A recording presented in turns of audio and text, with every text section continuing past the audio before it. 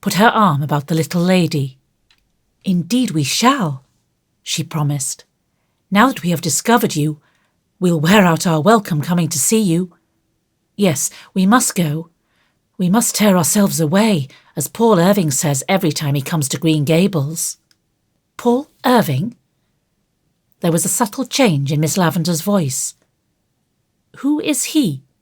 I didn't think there was anybody of that name in Avonlea." Anne felt vexed at her own heedlessness.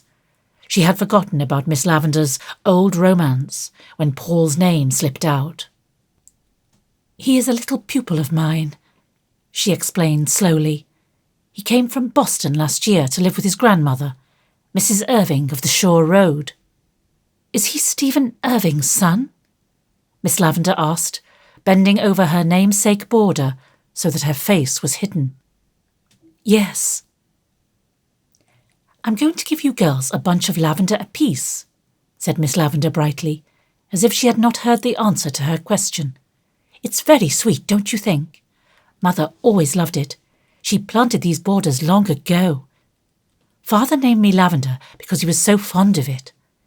The very first time he saw Mother was when he visited her home in East Grafton with her brother. He fell in love with her at first sight, and they put him in the spare room bed to sleep, and the sheets were scented with lavender, and he lay awake all night and thought of her. He always loved the scent of lavender after that, and that is why he gave me the name. Don't forget to come back soon, girls dear. We'll be looking for you, Charlotta the Fourth and I." She opened the gate under the firs for them to pass through. She looked suddenly old and tired. The glow and radiance had faded from her face. Her parting smile was as sweet, with ineradicable youth, as ever.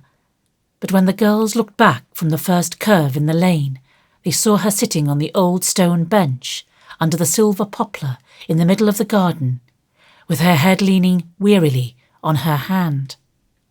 "She does look lonely," said Diana softly. "We must come often to see her." "I think her parents gave her the only right and fitting name that could possibly be given her," said Anne. "If they had been so blind as to name her Elizabeth or Nellie or Muriel, she must have been called Lavender just the same, I think.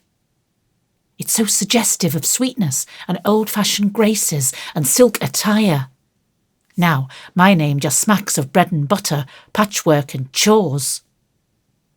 "Oh, I don't think so," said Diana. "Anne seems to me real stately and like a queen. But I'd like Karen Happuck if it happened to be your name. I think people make their names nice or ugly just by what they are themselves. I can't bear Josie or Gertie for names now, but before I knew the Pye girls, I thought them real pretty." "That's a lovely idea, Diana," said Anne enthusiastically. "Living so that you beautify your name, even if it wasn't beautiful to begin with.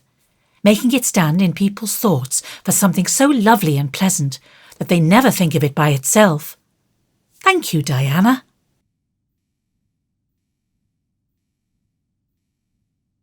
Chapter 22. Odds and Ends. "So you had tea at the Stone House with Lavender Lewis," said Marilla at the breakfast table next morning. "What is she like now? It's over 15 years since I saw her last. It was one Sunday in Grafton Church. I suppose she has changed a great deal.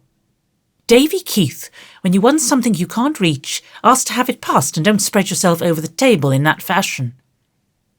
Did you ever see Paul Irving doing that when he was here to meals?"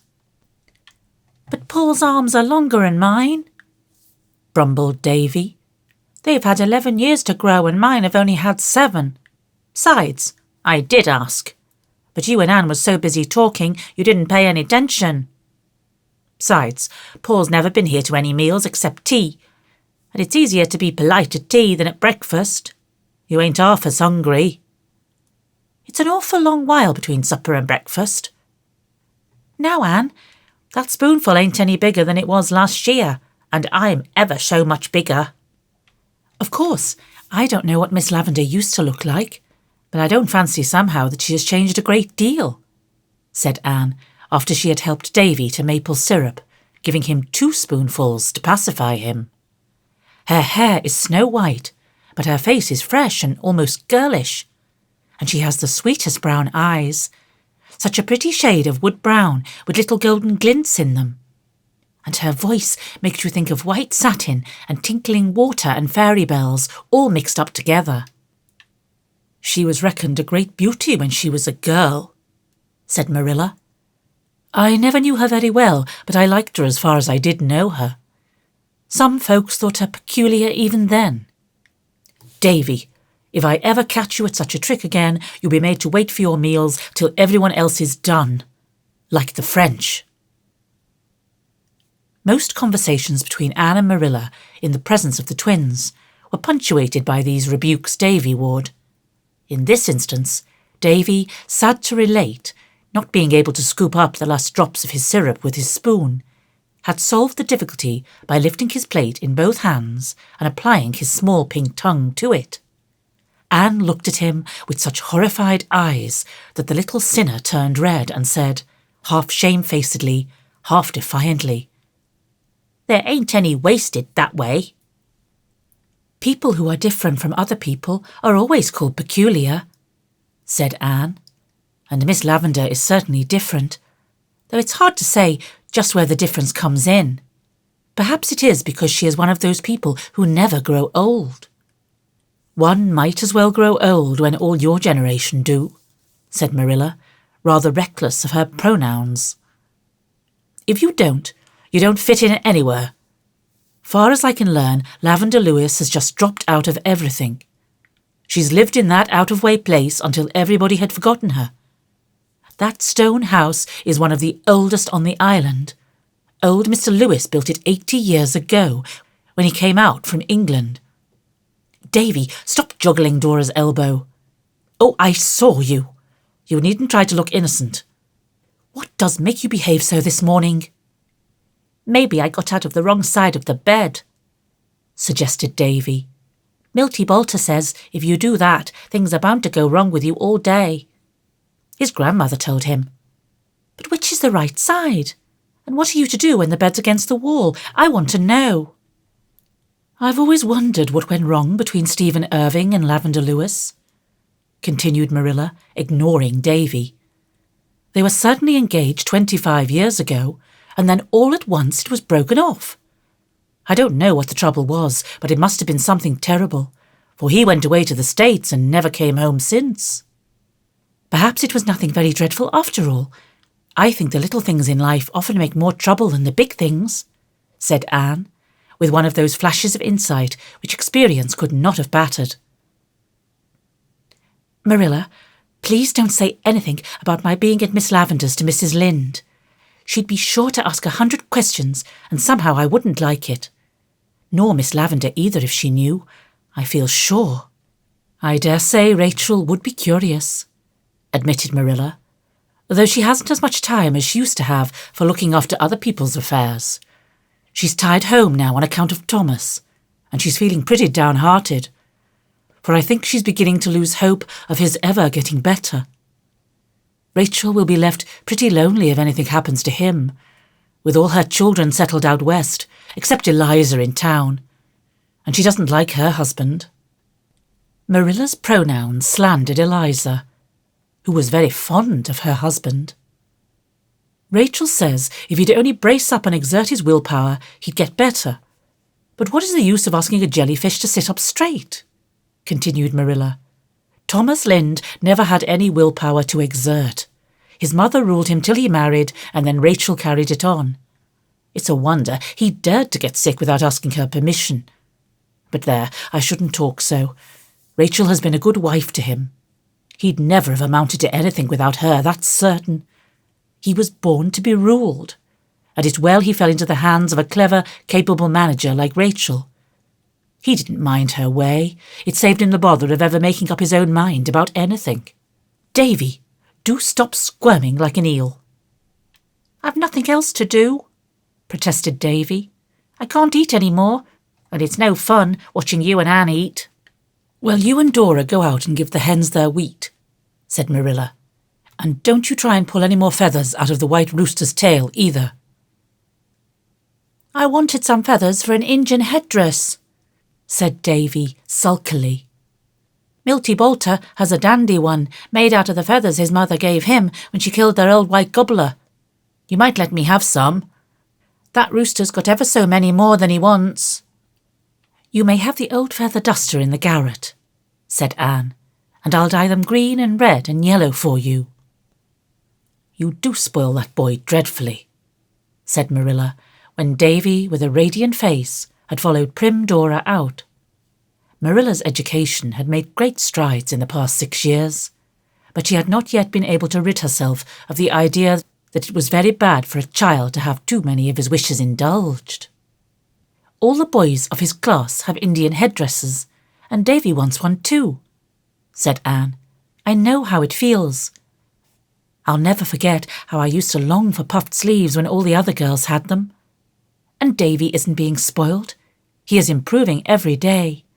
Think what a difference there is in him since he came here a year ago. He certainly doesn't get into as much mischief since he began to go to school, acknowledged Marilla. I suppose he works off the tendency with the other boys. But it's a wonder to me we haven't heard from Richard Keith before this. Never a word since last May. I'll be afraid to hear from him, sighed Anne, beginning to clear away the dishes. If a letter should come, I dread opening it, for fear it would tell us to send the twins to him. A month later, a letter did come, but it was not from Richard Keith. A friend of his wrote to say that Richard Keith had died of consumption a fortnight previously.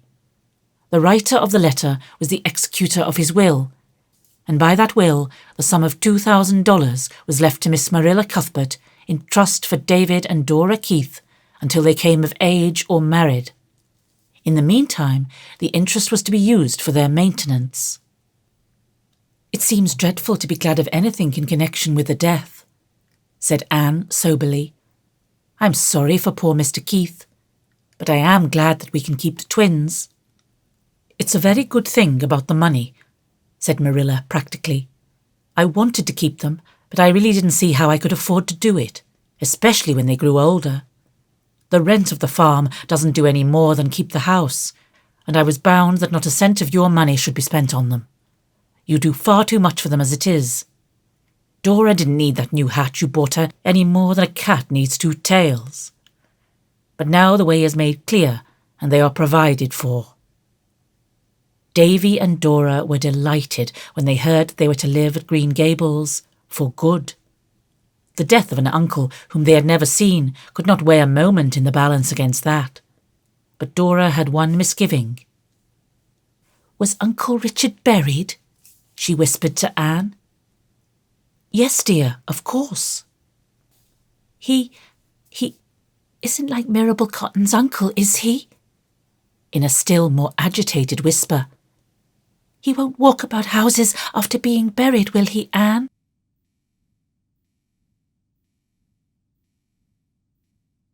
Chapter 23. Miss Lavender's Romance. I think I'll take a walk through to Echo Lodge this evening, said Anne, one Friday afternoon in December. It looks like snow, said Marilla dubiously. I'll be there before the snow comes, and I mean to stay all night. Diana can't go because she has company, and I'm sure Miss Lavender will be looking for me tonight. It's a whole fortnight since I was there. Anne had paid many a visit to Echo Lodge since that October day. Sometimes she and Diana drove around by the road. Sometimes they walked through the woods. When Diana could not go, Anne went alone. Between her and Miss Lavender had sprung up one of those fervent, helpful friendships possible only between a woman who has kept the freshness of youth in her heart and soul, and a girl whose imagination and intuition supplied the place of experience. Anne had at last discovered a real kindred spirit, while into the little lady's lonely, sequestered life of dreams, Anne and Diana came with the wholesome joy and exhilaration of the outer existence, which Miss Lavender, the world forgetting by the world forgot, had long ceased to share. They brought an atmosphere of youth and reality to the little stone house. Charlotta the Fourth always greeted them with her very widest smile, and Charlotta's smiles were fearfully wide, loving them for the sake of her adored mistress as well as for their own.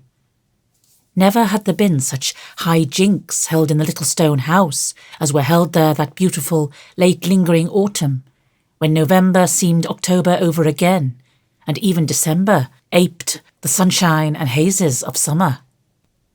But on this particular day, it seemed as if December had remembered that it was time for winter, and had turned suddenly dull and brooding, with a windless hush predictive of coming snow. Nevertheless, Anne keenly enjoyed her walk through the great grey maze of the beechlands. Though alone, she never found it lonely.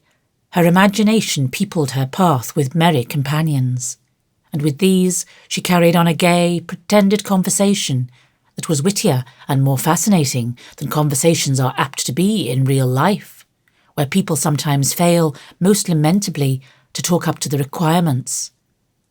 In a make-believe assembly of choice spirits, everybody says just the thing you want her to say, and so gives you the chance to say just what you want to say. Attended by this invisible company, Anne traversed the woods and arrived at the fir lane just as broad, feathery flakes began to flutter down softly. At the first bend she came upon Miss Lavender, standing under a big, broad-branching fir. She wore a gown of warm, rich red, and her head and shoulders were wrapped in a silvery grey silk shawl. "You look like the queen of the fir wood fairies," called Anne merrily. "I thought you would come tonight, Anne," said Miss Lavender, running forward, "and I'm doubly glad, for Charlotta the Fourth is away. Her mother is sick, and she had to go home for the night. I should have been very lonely if you hadn't come. Even the dreams and the echoes wouldn't have been enough company. Oh, Anne, how pretty you are," she added suddenly, looking up at the tall, slim girl with the soft rose flush of walking on her face. "How pretty and how young. It's so delightful to be 17, isn't it? I do envy you," concluded Miss Lavender candidly. "But you are only 17 at heart," smiled Anne. "No, I am old, or rather middle-aged, which is far worse," sighed Miss Lavender. "Sometimes I can pretend I'm not, but at other times I realise it. And I can't reconcile myself to it as most women seem to. I'm just as rebellious as I was when I discovered my first grey hair. Now, Anne, don't look as if you were trying to understand. 17 can't understand. I'm going to pretend right away that I am 17 too, and I can do it now that you're here. You always bring youth in your hand like a gift. We're going to have a jolly evening. Tea first. What do you want for tea? We'll have whatever you like. Do think of something nice and indigestible." There were sounds of riot and mirth in the little stone house that night, what with cooking and feasting and making candy and laughing and pretending. It is quite true that Miss Lavender and Anne comported themselves in a fashion entirely unsuited to the dignity of a spinster of 45 and a sedate schoolmarm. Then, when they were tired, they sat down on the rug before the grate in the parlour, lighted only by the soft fire-shine and perfumed deliciously by Miss Lavender's open rose jar on the mantel. The wind had risen and was sighing and wailing around the eaves, and the snow was thudding softly against the windows, as if 100 storm sprites were tapping for entrance. "I'm so glad you're here, Anne," said Miss Lavender, nibbling at her candy. "If you weren't, I should be blue, very blue, almost navy blue.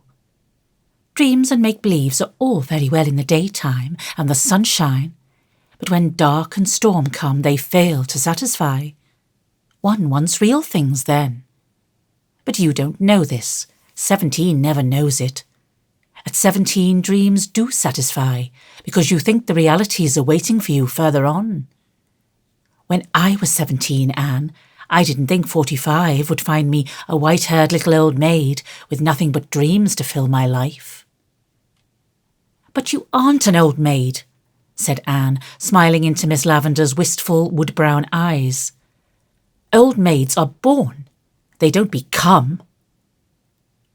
Some are born old maids, some achieve old maidenhood, and some have old maidenhood thrust upon them, parodied Miss Lavender whimsically. You are one of those who have achieved it, then, laughed Anne.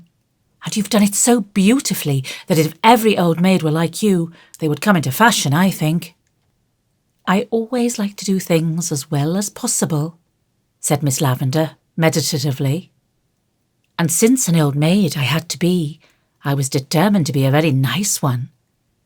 People say I'm odd, but it's just because I follow my own way of being an old maid and refuse to copy the traditional pattern. Anne, did anyone ever tell you anything about Stephen Irving and me? Yes, said Anne candidly. I've heard that you and he were engaged once. So we were, 25 years ago, a lifetime ago. And we were to have been married the next spring. I had my wedding dress made, although nobody but Mother and Stephen ever knew that. We'd been engaged in a way almost all our lives, you might say. When Stephen was a little boy, his mother would bring him here when she came to see my mother, and the second time he ever came, he was 9 and I was 6. He told me out in the garden that he had pretty well made up his mind to marry me when he grew up. I remember that I said thank you, and when he was gone I told my mother very gravely that there was a great weight off my mind because I wasn't frightened any more about having to be an old maid. How poor Mother laughed. And what went wrong?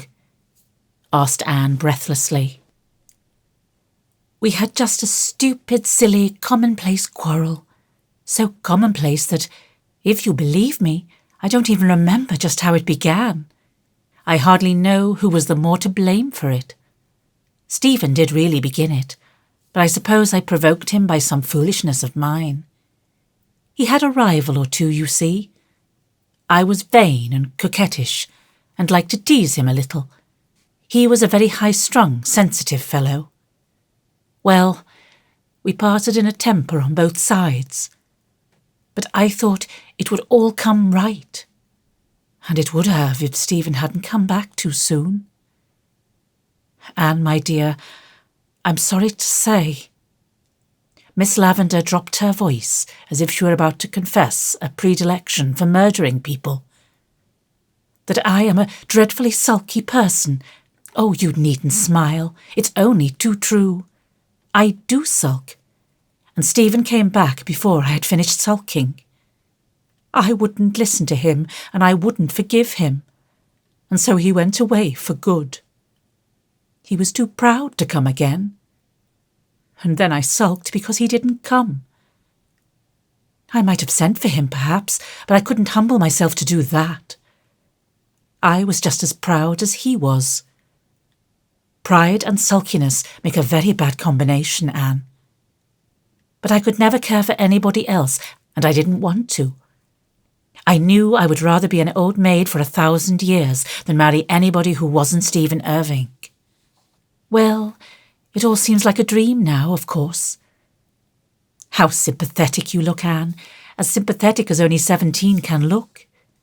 But don't overdo it. I'm really a very happy, contented little person, in spite of my broken heart.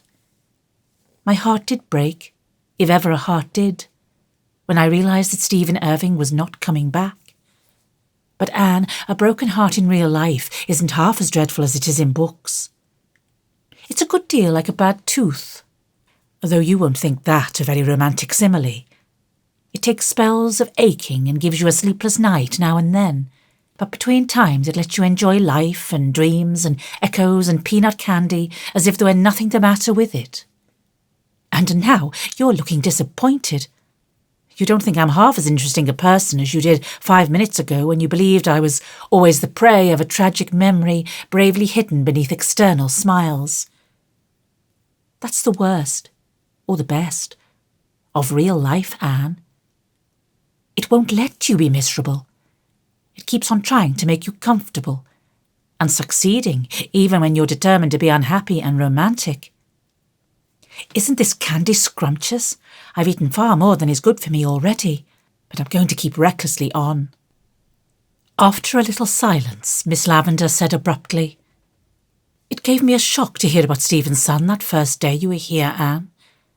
I've never been able to mention him to you since, but I've wanted to know all about him. What sort of boy is he?" "He is the dearest, sweetest child I ever knew, Miss Lavender. And he pretends things too, just as you and I do." "I'd like to see him," said Miss Lavender softly, as if talking to herself. "I wonder if he looks anything like the little dream boy who lives here with me. My little dream boy." "If you would like to see Paul, I'll bring him through with me sometime," said Anne. "I would like it, but not too soon. I want to get used to the thought. There might be more pain than pleasure in it, if he looked too much like Stephen, or if he didn't look enough like him. In a month's time you may bring him." Accordingly, a month later, Anne and Paul walked through the woods to the stone house, and met Miss Lavender in the lane. She had not been expecting them just then, and she turned very pale. "So, this is Stephen's boy," she said in a low tone, taking Paul's hand and looking at him as he stood, beautiful and boyish, in his smart little fur coat and cap. He is very like his father." "Everybody says I'm a chip off the old block," remarked Paul, quite at his ease. Anne, who had been watching the little scene, drew a relieved breath. She saw that Miss Lavender and Paul had taken to each other, and that there would be no constraint or stiffness. Miss Lavender was a very sensible person, in spite of her dreams and romance, and after that first little betrayal, she tucked her feelings out of sight and entertained Paul as brightly and naturally as if he were anybody's son who had come to see her. They all had a jolly afternoon together, and such a feast of fat things by way of supper as would have made old Mrs. Irving hold up her hands in horror, believing that Paul's digestion would be ruined for ever. "Come again, laddie," said Miss Lavender, shaking hands with him at parting. "You may kiss me if you like," said Paul, gravely. Miss Lavender stooped and kissed him. "How did you know I wanted to?" she whispered. "Because you looked at me just as my little mother used to do when she wanted to kiss me. As a rule, I don't like to be kissed. Boys don't. You know, Miss Lewis. But I think I rather like to have you kiss me. And of course I'll come to see you again. I think I'd like to have you for a particular friend of mine, if you don't object." I don't think I shall object," said Miss Lavender. She turned and went in very quickly, but a moment later she was waving a gay and smiling goodbye to them from the window. "I like Miss Lavender," announced Paul, as they walked through the beech woods. "I like the way she looked at me, and I like her stone house, and I like Charlotta the Fourth. I wish Grandma Irving had a Charlotta the Fourth instead of a Mary Joe. I feel sure Charlotta the Fourth wouldn't think I was wrong in my upper story when I told her what I think about things. Wasn't that a splendid tea we had, teacher? Grandma says a boy shouldn't be thinking about what he gets to eat, but he can't help it sometimes when he is real hungry. You know, teacher. I don't think Miss Lavender would make a boy eat porridge for breakfast if he didn't like it. She'd get things for him he did like. But of course, Paul was nothing if not fair-minded. That mightn't be very good for him. It's very nice for a change, though, teacher. You know."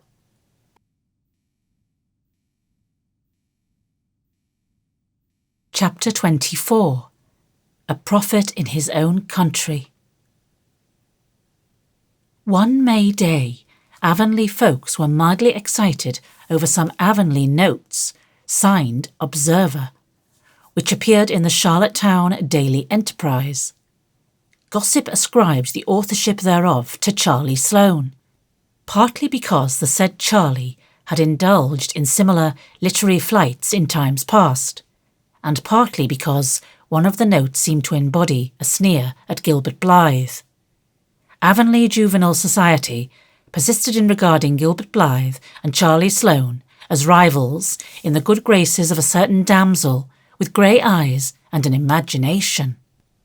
Gossip, as usual, was wrong.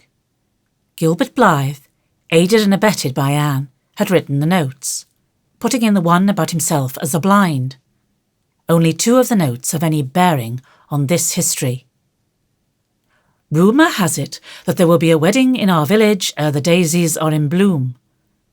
A new and highly respected citizen will lead to the hymeneal altar one of our most popular ladies.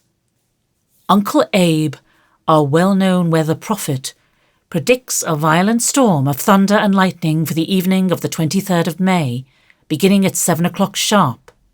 The area of the storm will extend over the greater part of the province.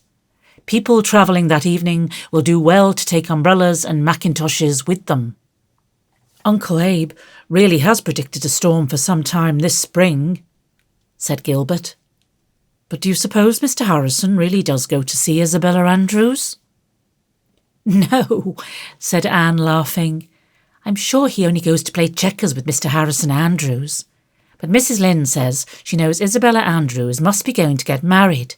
She's in such good spirits this spring. Poor old Uncle Abe felt rather indignant over the notes. He suspected that Observer was making fun of him. He angrily denied having assigned any particular date for his storm, but nobody believed him. Life in Avonlea continued on the smooth and even tenor of its way. The planting was put in. The improvers celebrated an Arbour Day. Each improver set out, or caused to be set out, 5 ornamental trees. As the society now numbered 40 members, this meant a total of 200 young trees. Early oats greened over the red fields. Apple orchards flung great blossoming arms about the farmhouses, and the Snow Queen adorned itself as a bride for her husband. Anne liked to sleep with her window open and let the cherry fragrance blow over her face all night. She thought it very poetical. Marilla thought she was risking her life. Thanksgiving should be celebrated in the spring, said Anne one evening to Marilla, as they sat on the front door steps and listened to the silver-sweet chorus of the frogs. I think it would be ever so much better than having it in November, when everything is dead or asleep. Then you have to remember to be thankful. But in May, one simply can't help being thankful that they are alive, if for nothing else. I feel exactly as Eve must have felt in the Garden of Eden before the trouble began. Is that grass in the hollow green or golden? It seems to me, Marilla, that a pearl of a day like this, when the blossoms are out and the winds don't know where to blow from next for sheer crazy delight, must be pretty near as good as heaven. Marilla looked scandalized and glanced apprehensively around to make sure the twins were not within earshot. They came around the corner of the house just then. "Ain't it an awful nice-smelling evening?" asked Davy, sniffing delightedly as he swung a hoe in his grimy hands. He had been working in his garden. That spring, Marilla, by way of turning Davy's passion for revelling in mud and clay into useful channels, had given him and Dora a small plot of ground for a garden. Both had eagerly gone to work in a characteristic fashion. Dora planted, weeded, and watered carefully, systematically, and dispassionately. As a result, her plot was already green with prim, orderly little rows of vegetables and annuals. Davy, however, worked with more zeal than discretion. He dug and hoed and raked and watered and transplanted so energetically that his seeds had no chance for their lives. "How is your garden coming on, Davy boy?" asked Anne. "Kind of slow," said Davy with a sigh. "I don't know why the things don't grow better. Milty Bolter says I must have planted them in the dark of the moon, and that's the whole trouble. He says you must never sow seeds or kill pork or cut your hair or do any important thing in the wrong time of the moon. Is that true, Anne? I want to know. Maybe if you didn't pull your plants up by the roots every other day to see how they're getting on at the other end, they'd do better, said Marilla sarcastically. I only pulled 6 of them up, protested Davy. I wanted to see if there were grubs at the roots. Milty Bolter said if it wasn't the moon's fault, it must be the grubs. But I only found 1 grub. He was a great big, juicy, curly grub. I put him on a stone and got another stone and smashed him flat. He made a jolly squish, I can tell you. I was sorry there wasn't more of them. Dora's garden was planted same time as mine, and her things are growing all right. It can't be the moon, Davy concluded in a reflective tone. Marilla, look at that apple tree, said Anne. Why, the thing is human. It is reaching out long arms to pick its own pink skirts daintily up and provoke us to admiration. Those yellow duchess trees always bear well, said Marilla complacently. That tree'll be loaded this year. I'm real glad they're great for pies. But neither Marilla nor Anne nor anybody else was fated to make pies out of yellow duchess apples that year.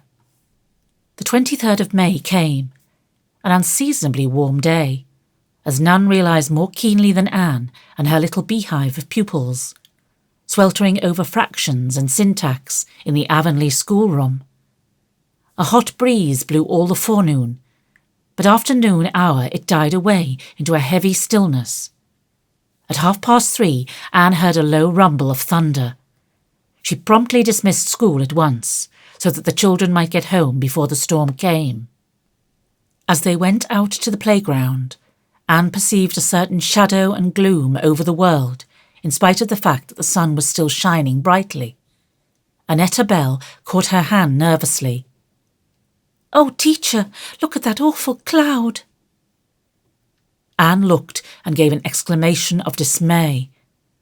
In the northwest, a mass of cloud, such as she had never in all her life beheld before, was rapidly rolling up. It was dead black, save where its curled and fringed edges showed a ghastly livid white. There was something about it indescribably menacing as it gloomed up in the clear blue sky. Now and again a bolt of lightning shot across it, followed by a savage growl. It hung so low that it almost seemed to be touching the tops of the wooded hills. Mr. Harmon Andrews came clattering up the hill in his truck wagon, urging his team of greys to their utmost speed. He pulled them to a halt opposite the school. "Guess Uncle Abe's hit it for once in his life, Anne," he shouted. "His storm's coming a little ahead of time. Did ye ever see the like of that cloud? Here, all you young ones that are going my way, pile in, and those that ain't, scoot for the post office if you've got more a quarter of a mile to go, and stay there till the shower's over." Anne caught Davy and Dora by the hands and flew down the hill, along the birch path, and past Violet Vale and Willowmere, as fast as the twins' fat legs could go. They reached Green Gables not a moment too soon, and were joined at the door by Marilla, who had been hustling her ducks and chickens under shelter. As they dashed into the kitchen, the light seemed to vanish, as if blown out by some mighty breath. The awful cloud rolled over the sun, and a darkness of a late twilight fell across the world. At the same moment, with a crash of thunder and a blinding glare of lightning, the hail swooped down and blotted the landscape out in one white fury. Through all the clamour of the storm came the thud of torn branches striking the house and the sharp crack of breaking glass. In 3 minutes, every pane in the west and north windows was broken, and the hail poured in through the apertures covering the floor with stones, the smallest of which were as big as a hen's egg. For 3/4 of an hour the storm raged unabated, and no one who underwent it ever forgot it. Marilla, for once in her life shaken out of her composure by sheer terror, knelt by her rocking-chair in a corner of the kitchen, gasping and sobbing between the deafening thunder peals. Anne, white as paper, had dragged the sofa away from the window and sat on it with a twin on either side. Davy, at the first crash, had howled, Anne, Anne, is it the Judgment Day? Anne, Anne, I never meant to be naughty. And then had buried his face in Anne's lap and kept it there, his little body quivering. Dora, somewhat pale but quite composed, sat with her hand clasped in Anne's, quiet and motionless. It is doubtful if an earthquake would have disturbed Dora. Then, almost as suddenly as it began, the storm ceased. The hail stopped. The thunder rolled and muttered away to the eastward, and the sun burst out merry and radiant over a world so changed that it seemed an absurd thing to think that a scant 3/4 of an hour could have effected such a transformation. Marilla rose from her knees, weak and trembling, and dropped on her rocker. Her face was haggard and she looked 10 years older. "Have we all come out of that alive?" she asked solemnly. "You bet we have," piped Davy cheerfully, quite his own man again. "I wasn't a bit scared either, only just at the first. It come on a fellow so sudden. I made up my mind quick as a wink that I wouldn't fight Teddy Sloane Monday, as I'd promised. But now maybe I will. Say, Dora, was you scared?" "Yes, I was a little scared," said Dora primly, "but I held tight to Anne's hand and said my prayers over and over again." "Well, I'd have said my prayers too if I'd have thought of it," said Davy.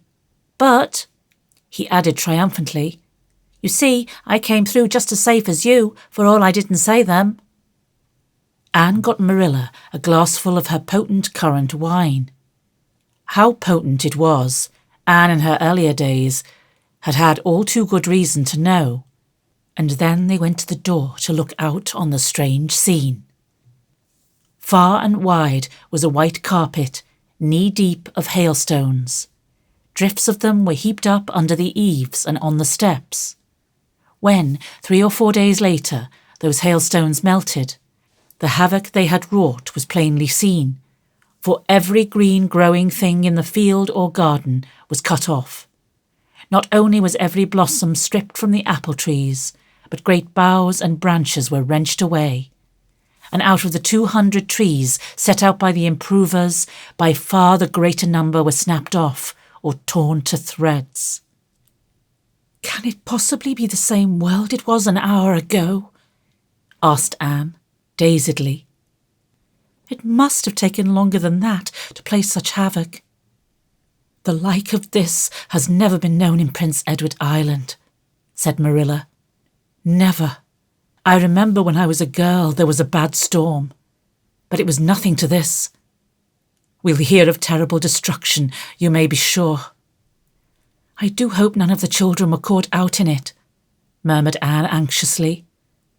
As it was discovered later, none of the children had been, since all those who had any distance to go had taken Mr. Andrews' excellent advice and sought refuge in the post office. "There comes John Henry Carter," said Marilla. John Henry came wading through the hailstones with a rather scared grin.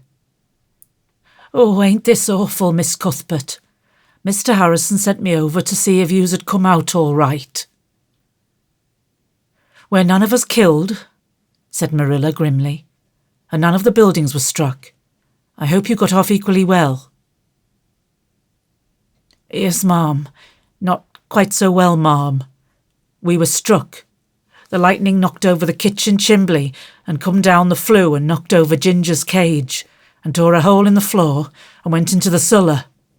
Yes, ma'am." "Was Ginger hurt?" queried Anne. "Yes, ma'am. He was hurt pretty bad. He was killed." Later on, Anne went over to comfort Mr. Harrison. She found him sitting by the table, stroking Ginger's gay dead body with a trembling hand. "Poor Ginger won't call you any more names, Anne," he said mournfully. Anne could never have imagined herself crying on Ginger's account, but the tears came into her eyes. "He was all the company I had, Anne, and now he's dead.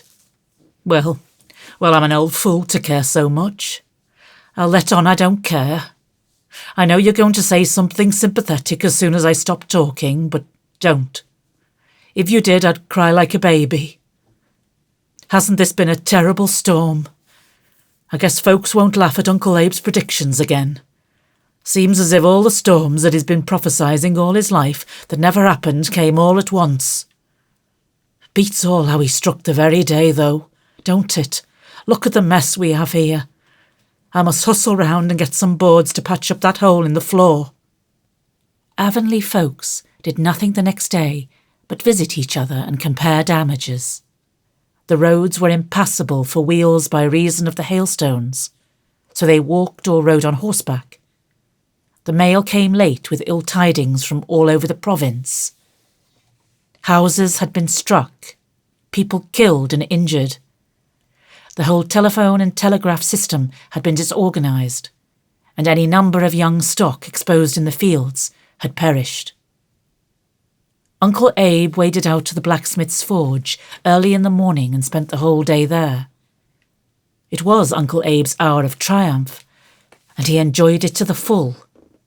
It would be doing Uncle Abe an injustice to say that he was glad the storm had happened, but since it had to be, he was very glad he had predicted it.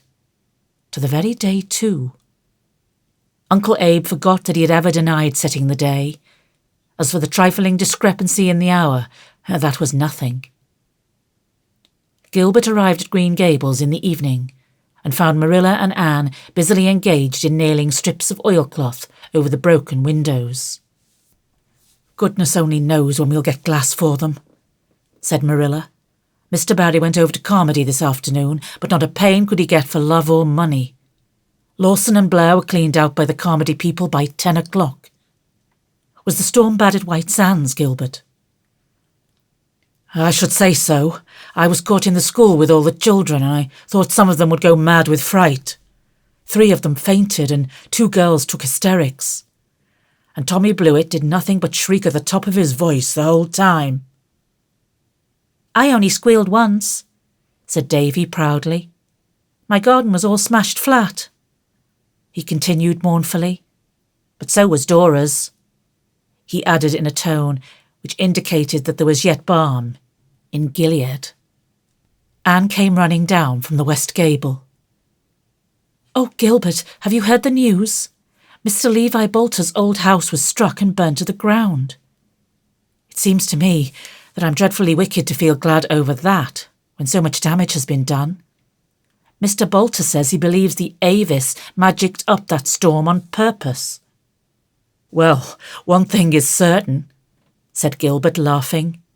"Observer has made Uncle Abe's reputation as a weather prophet. Uncle Abe's storm will go down in local history. It is the most extraordinary coincidence that it should have come on the very day we selected. I actually have a half-guilty feeling, as if I really had magicked it up. We may as well rejoice over the old house being removed, for there's not much to rejoice over when our young trees are concerned. Not 10 of them have escaped." "Ah, well, we'll just have to plant them over again next spring," said Anne philosophically.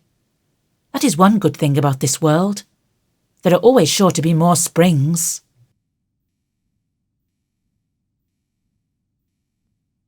Chapter 25. An Avonlea Scandal. One blithe June morning, a fortnight after Uncle Abe's storm, Anne came slowly through the Green Gables yard from the garden, carrying in her hands 2 blighted stalks of white narcissus. "Look, Marilla," she said sorrowfully, holding up the flowers before the eyes of a grim lady with her hair coiffed in a green gingham apron, who was going into the house with a plucked chicken. "These are the only buds the storm spared, and even they are imperfect. I'm so sorry. I wanted some for Matthew's grave. He was always so fond of June lilies." "I kind of miss them myself," admitted Marilla, "though it doesn't seem right to lament over them when so many worse things have happened. All the crops destroyed as well as the fruit." "But people have sown their oats over again," said Anne comfortingly. And Mr. Harrison says he thinks if we have a good summer, they will come out all right through late. And my annuals are all coming up again. But oh, nothing can replace the June lilies. Poor little Hester Gray will have none either. I went all the way back to her garden last night, but there wasn't one. I'm sure she'll miss them. I don't think it's right for you to say such things, Anne. I really don't, said Marilla severely. Hester Gray has been dead for 30 years, and her spirit is in heaven, I hope. Yes, but I believe she loves and remembers her garden here still, said Anne. I'm sure no matter how long I'd lived in heaven, I'd like to look down and see somebody putting flowers on my grave. If I had had a garden here like Hester Gray's, it would take me more than 30 years, even in heaven, to forget being homesick for it by spells. Well, don't let the twins hear you talking like that, was Marilla's feeble protest, as she carried her chicken into the house. Anne pinned her narcissi on her hair and went to the lane gate, where she stood for a while, sunning herself in the June brightness, before going in to attend to her Saturday morning duties. The world was growing lovely again.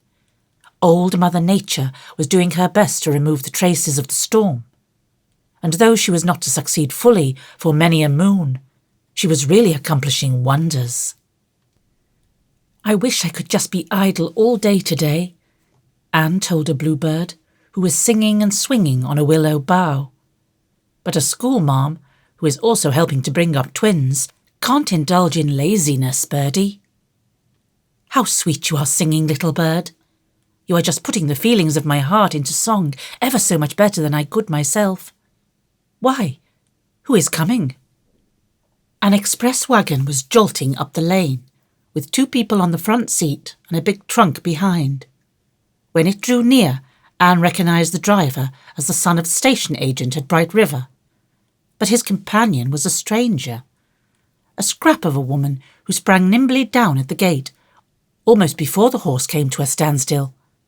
She was a very pretty little person, evidently nearer 50 than 40, but with rosy cheeks, sparkling black eyes, and shining black hair, surmounted by a wonderful beflowered and beplumed bonnet. In spite of having driven 8 miles over a dusty road, she was as neat as if she had just stepped out of the proverbial bandbox. "Is this where Mr. James A. Harrison lives?" she inquired briskly. "No, Mr. Harrison lives over there," said Anne, quite lost in astonishment. "Well, I did think this place seemed too tidy, much too tidy for James A. to be living here, unless he has greatly changed since I knew him," chirped the little lady. "Is it true that James A. is going to be married to some woman living in this settlement?" "No, oh no," cried Anne, flushing so guiltily that the stranger looked curiously at her, as if she half suspected her of matrimonial designs on Mr. Harrison. "But I saw it in an island paper," persisted the fair unknown. "A friend sent a marked copy to me. Friends are always so ready to do such things. James A.'s name was written in over New Citizen." "Oh, that note was only meant as a joke," gasped Anne. "Mr. Harrison has no intention of marrying anybody. I assure you he hasn't." "I'm very glad to hear it," said the rosy lady, climbing nimbly back to her seat in the wagon, "because he happens to be married already. I am his wife." "Oh, you may well look surprised. I suppose he has been masquerading as a bachelor and breaking hearts right and left. Well, well, James A., nodding vigorously over the fields at the long white house, "your fun is over. I am here. Though I wouldn't have bothered coming if I hadn't thought you were up to some mischief, I suppose." Turning to Anne, "That parrot of his as profound as ever?" His parrot is dead, I think," gasped poor Anne, who couldn't have felt sure of her own name at that precise moment. "Dead? Everything will be all right then," cried the rosy lady jubilantly. "I can manage James A. if that bird is out of the way." With which cryptic utterance she went joyfully on her way, and Anne flew to the kitchen door to meet Marilla. Anne, who was that woman? Marilla, said Anne solemnly, but with dancing eyes. Do I look as if I were crazy? Not more so than usual, said Marilla, with no thought of being sarcastic. Well then, do you think I am awake? Anne, what nonsense has got into you? Who was that woman, I say? Marilla, if I'm not crazy and not asleep, she can't be such stuff as dreams are made of. She must be real. Anyway, I'm sure I couldn't have imagined such a bonnet. She says she is Mr. Harrison's wife, Marilla. Marilla stirred in her turn. His wife? Anne Shirley. Then what has he been passing himself off as an unmarried man for? I don't suppose he did really, said Anne, trying to be just. He never said he wasn't married. People simply took it for granted. Oh, Marilla, what will Mrs. Lynde say to this? They found out what Mrs. Lynde had to say when she came up that evening. Mrs. Lynde wasn't surprised. Mrs. Lynde had always expected something of the sort. Mrs. Lynde had always known there was something about Mr. Harrison. To think of his deserting his wife, she said indignantly. It's like something you'd read of in the States. But who would expect such a thing to happen right here in Avonlea? But we don't know that he deserted her, protested Anne, determined to believe her friend innocent till he was proved guilty. We don't know the rights of it at all. Well, we soon will. I'm going straight over there, said Mrs. Lynde, who had never learned that there was such a word as delicacy in the dictionary. I'm not supposed to know anything about her arrival, and Mr. Harrison was to bring some medicine for Thomas from Carmody today, so that will be a good excuse. I'll find out the whole story and come in and tell you on the way back. Mrs. Lynde rushed in where Anne had feared to tread. Nothing would have induced the latter to go over to the Harrison place, but she had her natural and proper share of curiosity, and she felt secretly glad that Mrs. Lynde was going to solve the mystery. She and Marilla waited expectantly for that good lady's return, but waited in vain. Mrs. Lynde did not revisit Green Gables that night. Davy, arriving home at 9 o'clock from the Bolter place, explained why. I met Mrs. Lynde and some strange woman in the hollow, he said, and gracious, how they were talking both at once. Mrs. Lynde said to tell you she was sorry it was too late to call tonight. Anne, I'm awful hungry. We had tea at Milty's at 4, and I think Mrs. Bolter is real mean. She didn't give us any preserves or cake, and even the bread was scarce. Davy, when you go visiting, you must never criticise anything you are given to eat, said Anne solemnly. It is very bad manners. All right. I'll only think it, said Davy cheerfully. Do give a fellow some supper, Anne. Anne looked at Marilla, who followed her into the pantry and shut the door cautiously. You can give him some jam on his bread. I know what tea at Levi Bolter's is apt to be. Davy took his slice of bread and jam with a sigh. It's a kind of disappointing world after all, he remarked. Milty has a cat that takes fits. She took a fit regular every day for 3 weeks. Milty says it's awful fun to watch her. I went down today on purpose to see her have one, but the mean old thing wouldn't take a fit and just kept healthy as healthy, though Milty and me hung round all the afternoon and waited. But never mind. Davy brightened up as the insidious comfort of the plum jam stole into his soul. Maybe I'll see her in one sometime yet. It doesn't seem likely she'd stop having them all at once when she's been so in the habit of it, does it? This jam is awful nice. Davy had no sorrows that plum jam could not cure. Sunday proved so rainy that there was no stirring abroad, but by Monday everybody had heard some version of the Harrison story. The school buzzed with it, and Davy came home full of information. Marilla, Mr. Harrison has a new wife. Well, not exactly new, but they've stopped being married for quite a spell, Milty says. I always supposed people had to keep on being married once they'd begun, but Milty says no, there's ways of stopping if you can't agree. Milty says one way is just to start off and leave your wife, and that's what Mr. Harrison did. Milty says Mr. Harrison left his wife because she throwed things at him.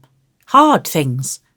And Artie Sloane says it was because she wouldn't let him smoke. And Ned Clay says it was because she never let up scolding him. I wouldn't leave my wife for anything like that. I'd just put my foot down and say, Mrs. Davy, you just got to do what pleased me, 'cause I'm a man. That'd settle her pretty quick, I guess. But Annetta Clay says she left him because he wouldn't scrape his boots at the door, and she doesn't blame her. I'm going right over to Mr. Harrison's this minute to see what she's like. Davy soon returned, somewhat cast down. Mrs. Harrison was away. She's gone to Carmody with Mrs. Rachel Lynde to get new paper for the parlour. And Mr. Harrison said to tell Anne to go over and see him, 'cause he wants to have a talk with her. And say, the floor is scrubbed, and Mr. Harrison is shaved, though there wasn't any preaching yesterday. The Harrison kitchen wore a very unfamiliar look to Anne. The floor was indeed scrubbed to a wonderful pitch of purity, and so was every article of furniture in the room. The stove was polished until she could see her face in it. The walls were whitewashed, and the window panes sparkled in the sunlight. By the table sat Mr. Harrison in his working clothes, which on Friday had been noted for sundry rents and tatters, but which were now neatly patched and brushed. He was sprucely shaved, and what little hair he had was carefully trimmed. "Sit down, Anne, sit down," said Mr. Harrison, in a tone but 2 degrees removed from that which Avonlea people used at funerals. "Emily's gone over to Carmody with Rachel Lynde. She's struck up a lifelong friendship already with Rachel Lynde. Beats all how contrary women are. Well, Anne, my easy times are over, all over. It's neatness and tidiness for me for the rest of my natural life, I suppose." Mr. Harrison did his best to speak dolefully, but an irrepressible twinkle in his eye betrayed him. "Mr. Harrison, you are glad your wife is come back," cried Anne, shaking her finger at him. "You needn't pretend you're not, because I can see it plainly." Mr. Harrison relaxed into a sheepish smile. Well, I'm getting used to it," he conceded. "I can't say I was sorry to see Emily. A man really needs some protection in a community like this, where he can't play a game of checkers with a neighbour without being accused of wanting to marry that neighbour's sister and having it put in the paper." "Nobody would have supposed you went to see Isabella Andrews if you hadn't pretended to be unmarried," said Anne severely. "I didn't pretend I was. If anybody had have asked me if I were married, I would have said I was. But they just took it for granted. I wasn't anxious to talk about the matter. I was feeling too sore over it. It would have been nuts for Mrs. Rachel Lynde if she had known my wife had left me, wouldn't it now?" "But some people say you left her." "She started it, Anne. She started it. I'm going to tell you the whole story, for I don't want you to think worse of me than I deserve, nor of Emily neither. But let's go out on the veranda. Everything is so fearful neat in here that it kind of makes me homesick. I suppose I'll get used to it after a while, but it eases me up to look at the yard. Emily hasn't had time to tidy it up yet." As soon as they were comfortably seated on the veranda, Mr. Harrison began his tale of woe. "I lived in Scotsford, New Brunswick, before I came here, Anne. My sister kept house for me, and she suited me fine. She was just reasonably tidy, and she let me alone and spoiled me, so Emily says. But 3 years ago she died. Before she died, she worried a lot about what was to become of me, and finally she got me to promise I'd get married. She advised me to take Emily Scott, because Emily had money of her own and was a pattern housekeeper. I said, says I, Emily Scott wouldn't look at me. You ask her and see, says my sister. And just to ease her mind, I promised her I would. And I did. And Emily said she'd have me. Never was so surprised in my life, Anne. A smart, pretty little woman like her and an old fellow like me. I tell you, I thought at first I was in luck. Well, we were married and took a little wedding trip to St. John for a fortnight, and then we went home. We got home at 10 o'clock at night, and I give you my word, Anne, that in half an hour that woman was at work house-cleaning. Oh, I know you're thinking my house needed it. You've got a very expressive face, Anne. Your thoughts just come out on it like print. But it didn't, not that bad. It had got pretty mixed up while I was keeping bachelor's hall, I admit. But I got a woman to come in and clean it up before I was married, and there'd been considerable painting and fixing done.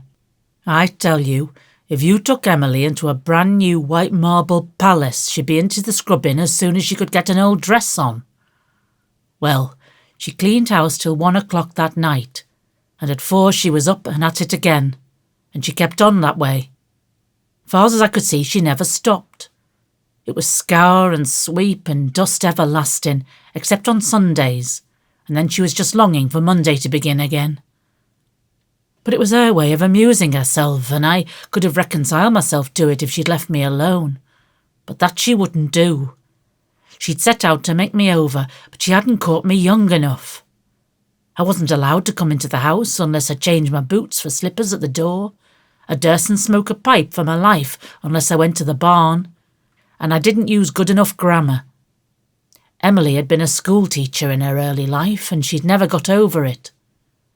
Then she hated to see me eating with my knife. Well, there it was, pick and nag everlasting. But I suppose, Anne, to be fair, I was cantankerous too. I didn't try to improve as I might have done. I just got cranky and disagreeable when she found fault. I told her one day she hadn't complained of my grammar when I proposed to her. It wasn't an overly tactful thing to say. A woman would forgive a man for beating her sooner than for hinting she was too much pleased to get him. Well, we bickered along like that, and it wasn't exactly pleasant. But we might have got used to each other after a spell if it hadn't been for Ginger. Ginger was the rock we split on at last. Emily didn't like parrots, and she couldn't stand Ginger's profane habits of speech. I was attached to the bird for my brother the sailor's sake. My brother the sailor was a pet of mine when he were little tads, and he'd sent Ginger to me when he was dying. I didn't see any sense in getting worked up over his swearing. There's nothing I hate worse than profanity in a human being, but in a parrot that's just repeating what it's heard with no more understanding of it than I'd have of Chinese. Allowances might be made. But Emily couldn't see it that way. Women ain't logical. She tried to break Ginger of swearing, but she hadn't any better success than she had in trying to make me stop saying I seen and them things. Seems as if the more she tried, the worse Ginger got. Same as me. Well, things went on like this, both of us getting raspier, till the climax came.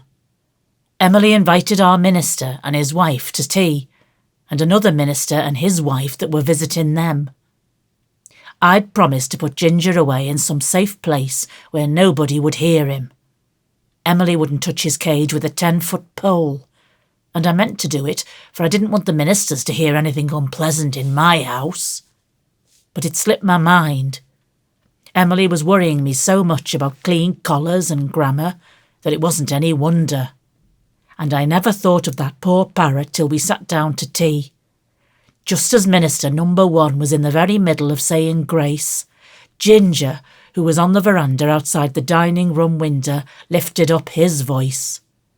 The gobbler had come into the view of the yard, and the sight of a gobbler always had an unwholesome effect on Ginger. He surpassed himself that time. You can smile, Anne, and I don't deny I've chuckled some over it since myself. But at the time I felt almost as much mortified as Emily. I went out and carried Ginger to the barn. I can't say I enjoyed the meal. I knew by the look of Emily that there was trouble brewing for Ginger and James A. When the folks went away, I started for the cow pasture, and on the way I did some thinking. I felt sorry for Emily and kind of fancied I hadn't been so thoughtful of her as I might. And besides, I wondered if the ministers would think that Ginger had learned his vocabulary from me. The long and short of it was, I decided that Ginger would have to be mercifully disposed of, and when I've druv the cows home, I went in to tell Emily so. But there was no Emily, and there was a letter on the table, just according to the rule in storybooks. Emily writ that I'd have to choose between her and Ginger. She'd gone back to her own house, and there she would stay till I went and told her I'd got rid of that parrot. I was all riled up, Anne, and I said she might stay till doomsday if she waited for that, and I stuck to it. I packed up her belongings and sent them after her. It made an awful lot of talk. Scotsford was nearly as bad as Avonlea for gossip, and everybody sympathised with Emily. It kept me all cross and cantankerous, and I saw I'd have to get out or I'd never have any peace. I concluded I'd come to the island. I'd been here when I was a boy and I liked it. But Emily had always said she wouldn't live in a place where folks were scared to walk out after dark for fear they'd fall off the edge. So, just to be contrary, I moved over here. And that's all there is to it. I hadn't ever heard a word from or about Emily till I come home from the back field Saturday and found her scrubbing the floor, but with the first decent dinner I'd had since she left me already on the table. She told me to eat it first and then we'd talk, by which I concluded that Emily had learnt some lessons about getting along with a man. So she's here, and she's going to stay, seeing that Ginger's dead and the island's some bigger than she thought. Oh, there's Mrs. Lynde and her now. No, don't go, Anne. Stay and get acquainted with Emily. She took quite a notion to you Saturday, wanted to know who that handsome red-haired girl was at the next house. Mrs. Harrison welcomed Anne radiantly and insisted on her staying to tea. James A. has been telling me all about you and how kind you've been, making cakes and things for him, she said. I want to get acquainted with all my new neighbours just as soon as possible. Mrs. Lynde is a lovely woman, isn't she? So friendly. When Anne went home in the sweet June dusk, Mrs. Harrison went with her across the fields, where the fireflies were lighting their starry lamps. I suppose, said Mrs. Harrison confidentially, that James A. has told you our story? Yes. Then I needn't tell it, for James A. is a just man and he would tell the truth. The blame was far from being all on his side. I can see that now. I wasn't back in my own house an hour before I wished I hadn't been so hasty, but I wouldn't give in. I see now that I expected too much of a man, and I was real foolish to mind his bad grammar. It doesn't matter if a man does use bad grammar, so long as he is a good provider and doesn't go poking around the pantry to see how much sugar you've used in a week. I feel that James A. and I are going to be real happy now. I wish I knew who Observer is, so that I could thank him. I owe him a great debt of gratitude. Anne kept her own counsel, and Mrs. Harrison never knew that her gratitude found its way to its object. Anne felt rather bewildered over the far-reaching consequences of those foolish notes. They had reconciled a man to his wife and made the reputation of a prophet. Mrs. Lynde was in the Green Gables kitchen. She had been telling the whole story to Marilla. "Well, and how do you like Mrs. Harrison?" she asked Anne. "Very much. I think she's a real nice little woman." "That's exactly what she is," said Mrs. Rachel with emphasis. "And as I've just been saying to Marilla, I think we ought all to overlook Mr. Harrison's peculiarities for her sake and try to make her feel at home here, that's what. Well, I must get back. Thomas'll be wearying for me. I get out a little since Eliza came, and he seemed a lot better these past few days. But I never like to be long away from him. I hear Gilbert Blythe has resigned from White Sands. He'll be off to college in the fall, I suppose." Mrs. Rachel looked sharply at Anne, but Anne was bending over a sleepy Davy, nodding on the sofa, and nothing was to be read in her face. She carried Davy away, her oval girlish cheek pressed against his curly yellow head. As they went up the stairs, Davy flung a tired arm about Anne's neck and gave her a warm hug and a sticky kiss. "You're awful nice, Anne. Milty Bolter wrote on his slate today and showed it to Jenny Sloane. Roses red and violets blue. Sugar's sweet and so are you. And that expresses my feelings for you exactly, Anne."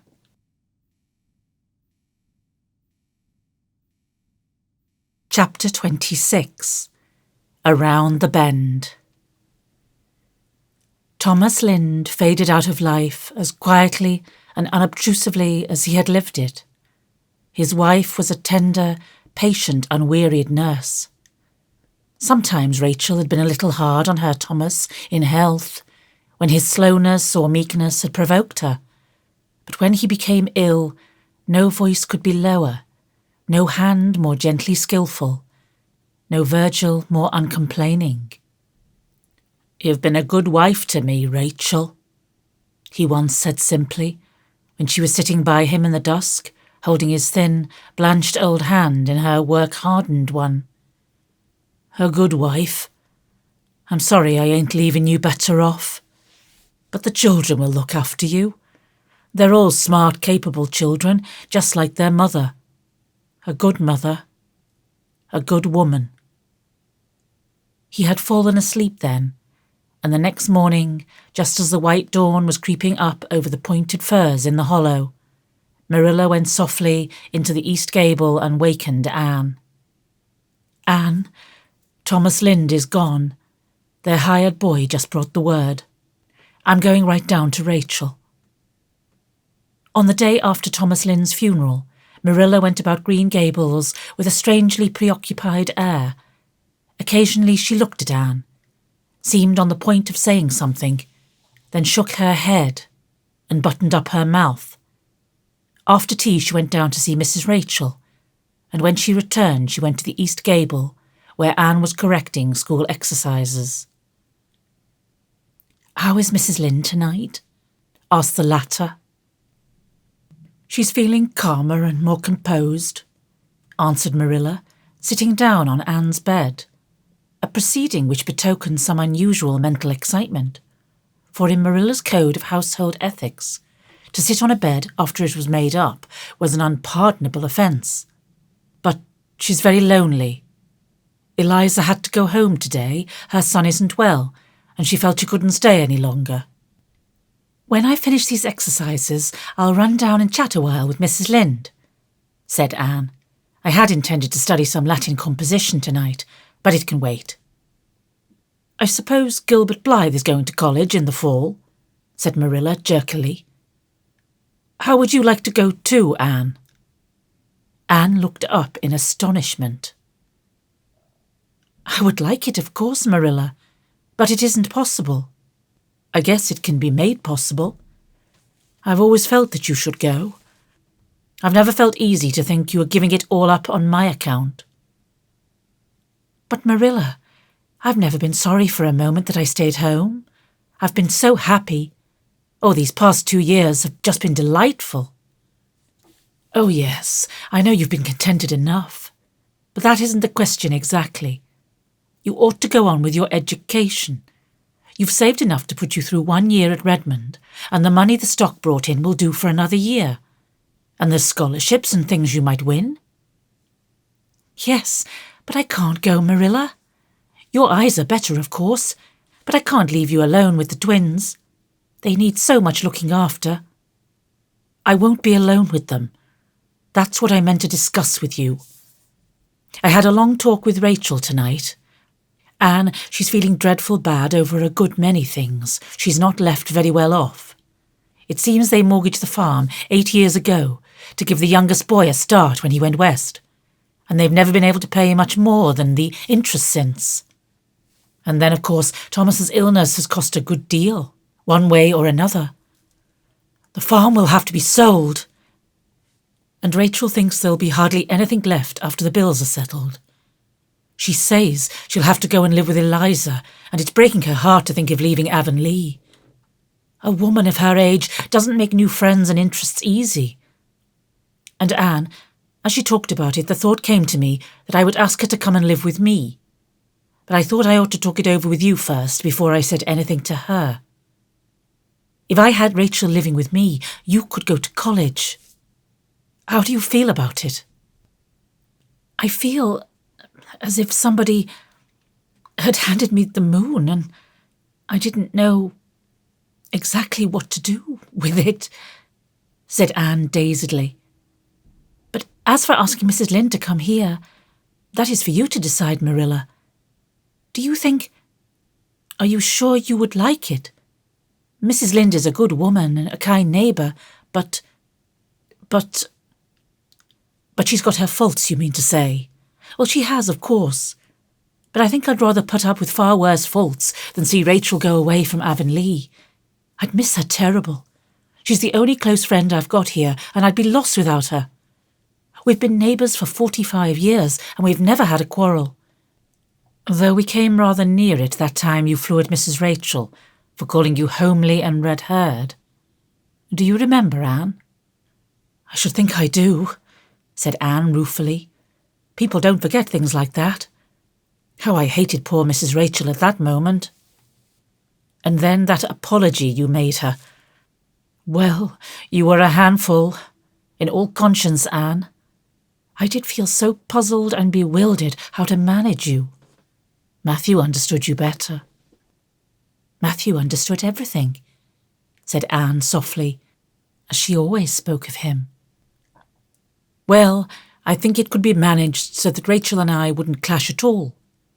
It always seemed to me that the reason two women can't get along in one house is that they try to share the same kitchen and get in each other's way. Now, if Rachel came here, she could have the north gable for her bedroom and the spare room for a kitchen as well as not, for we don't really need a spare room at all.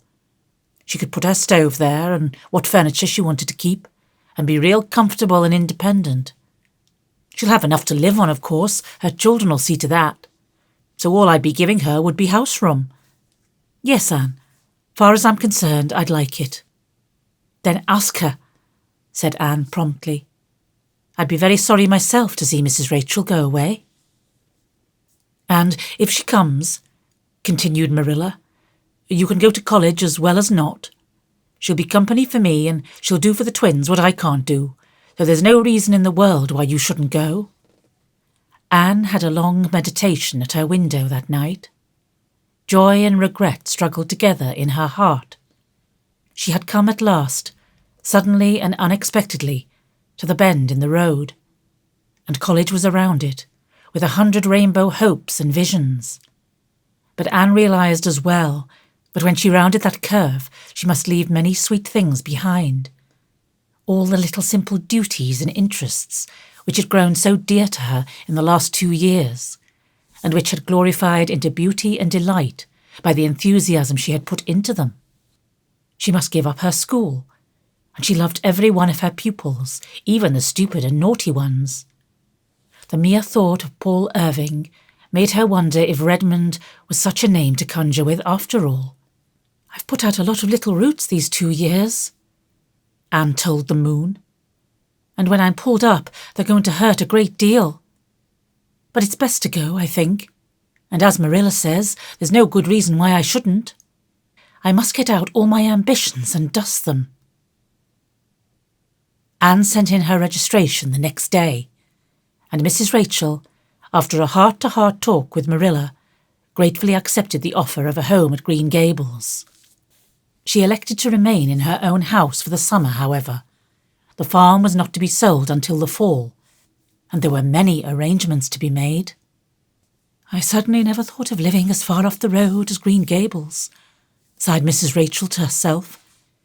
But really, Green Gables doesn't seem as out of the world as it used to do. Anne has lots of company, and the twins make it real lively. And anyhow, I'd rather live at the bottom of a well than leave Avonlea. These two decisions being noised abroad, speedily ousted the arrival of Mrs. Harrison in popular gossip. Sage heads were shaken over Marilla Cuthbert's rash step in asking Mrs. Rachel to live with her. People opined that they wouldn't get on together. They were both too fond of their own way, and many doleful predictions were made, none of which disturbed the parties in question at all. They had come to a clear and distinct understanding of the respective duties and rights of their new arrangements, and meant to abide by them. "I won't meddle with you, nor you with me," Mrs. Rachel had said decidedly. "And as for the twins, I'll be glad to do all I can for them. But I won't undertake to answer Davy's questions, that's what. I'm not an encyclopedia. Neither am I a Philadelphia lawyer." "You'll miss Anne for that." Sometimes Anne's answers were about as queer as Davy's questions, said Marilla dryly. "The twins will miss her, and no mistake. But her future can't be sacrificed to Davy's thirst for information. When he asks questions I can't answer, I'll just tell him children should be seen and not heard. That was how I was brought up. And I don't know but what it was just as good a way as all these newfangled notions for training children." "Well, Anne's methods seem to have worked fairly well with Davy," said Mrs. Lynde smilingly. "He's a reformed character, that's what." "He isn't a bad little soul," conceded Marilla. "I never expected to get as fond of those children as I have. Davy gets round you somehow, and Dora is a lovely child, although she is kind of monotonous." "Exactly," supplied Mrs. Rachel.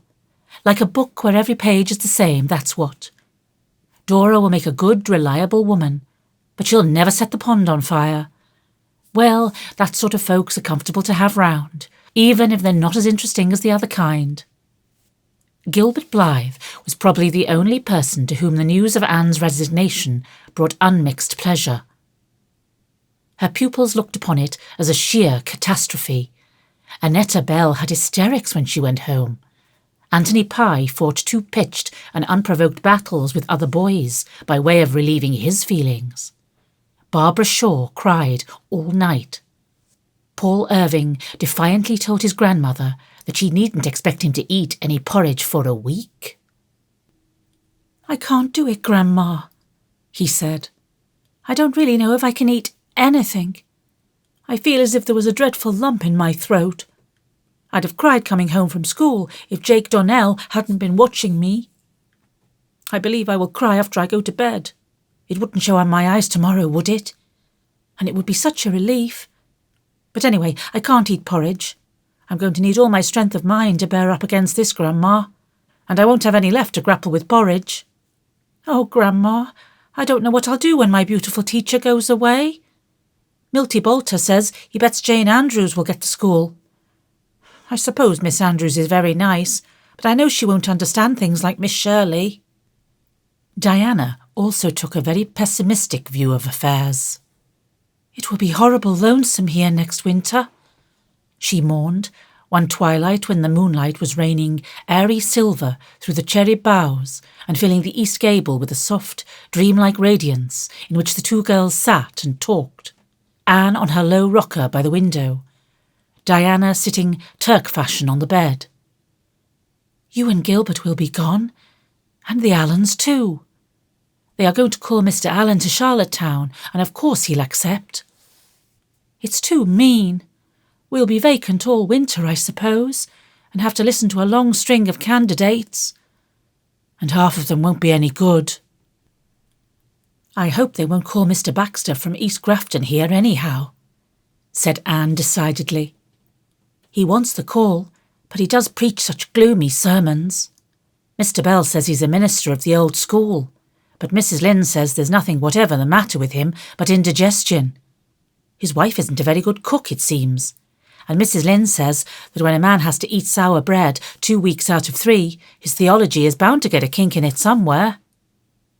Mrs. Allen feels very badly about going away. She says everybody has been so kind to her since she came here as a bride that she feels as if she was leaving lifelong friends. And then there's the baby's grave, you know. She says she doesn't see how she can go away and leave that. It was such a little mite of a thing, and only 3 months old, and she says she is afraid it will miss its mother, although she knows better and wouldn't say so to Mr. Allen for anything. She says she has slipped through the birch grove back of the manse nearly every night to the graveyard and sung a little lullaby to it. She told me all about it last evening when I was putting up some of those early wild roses on Matthew's grave.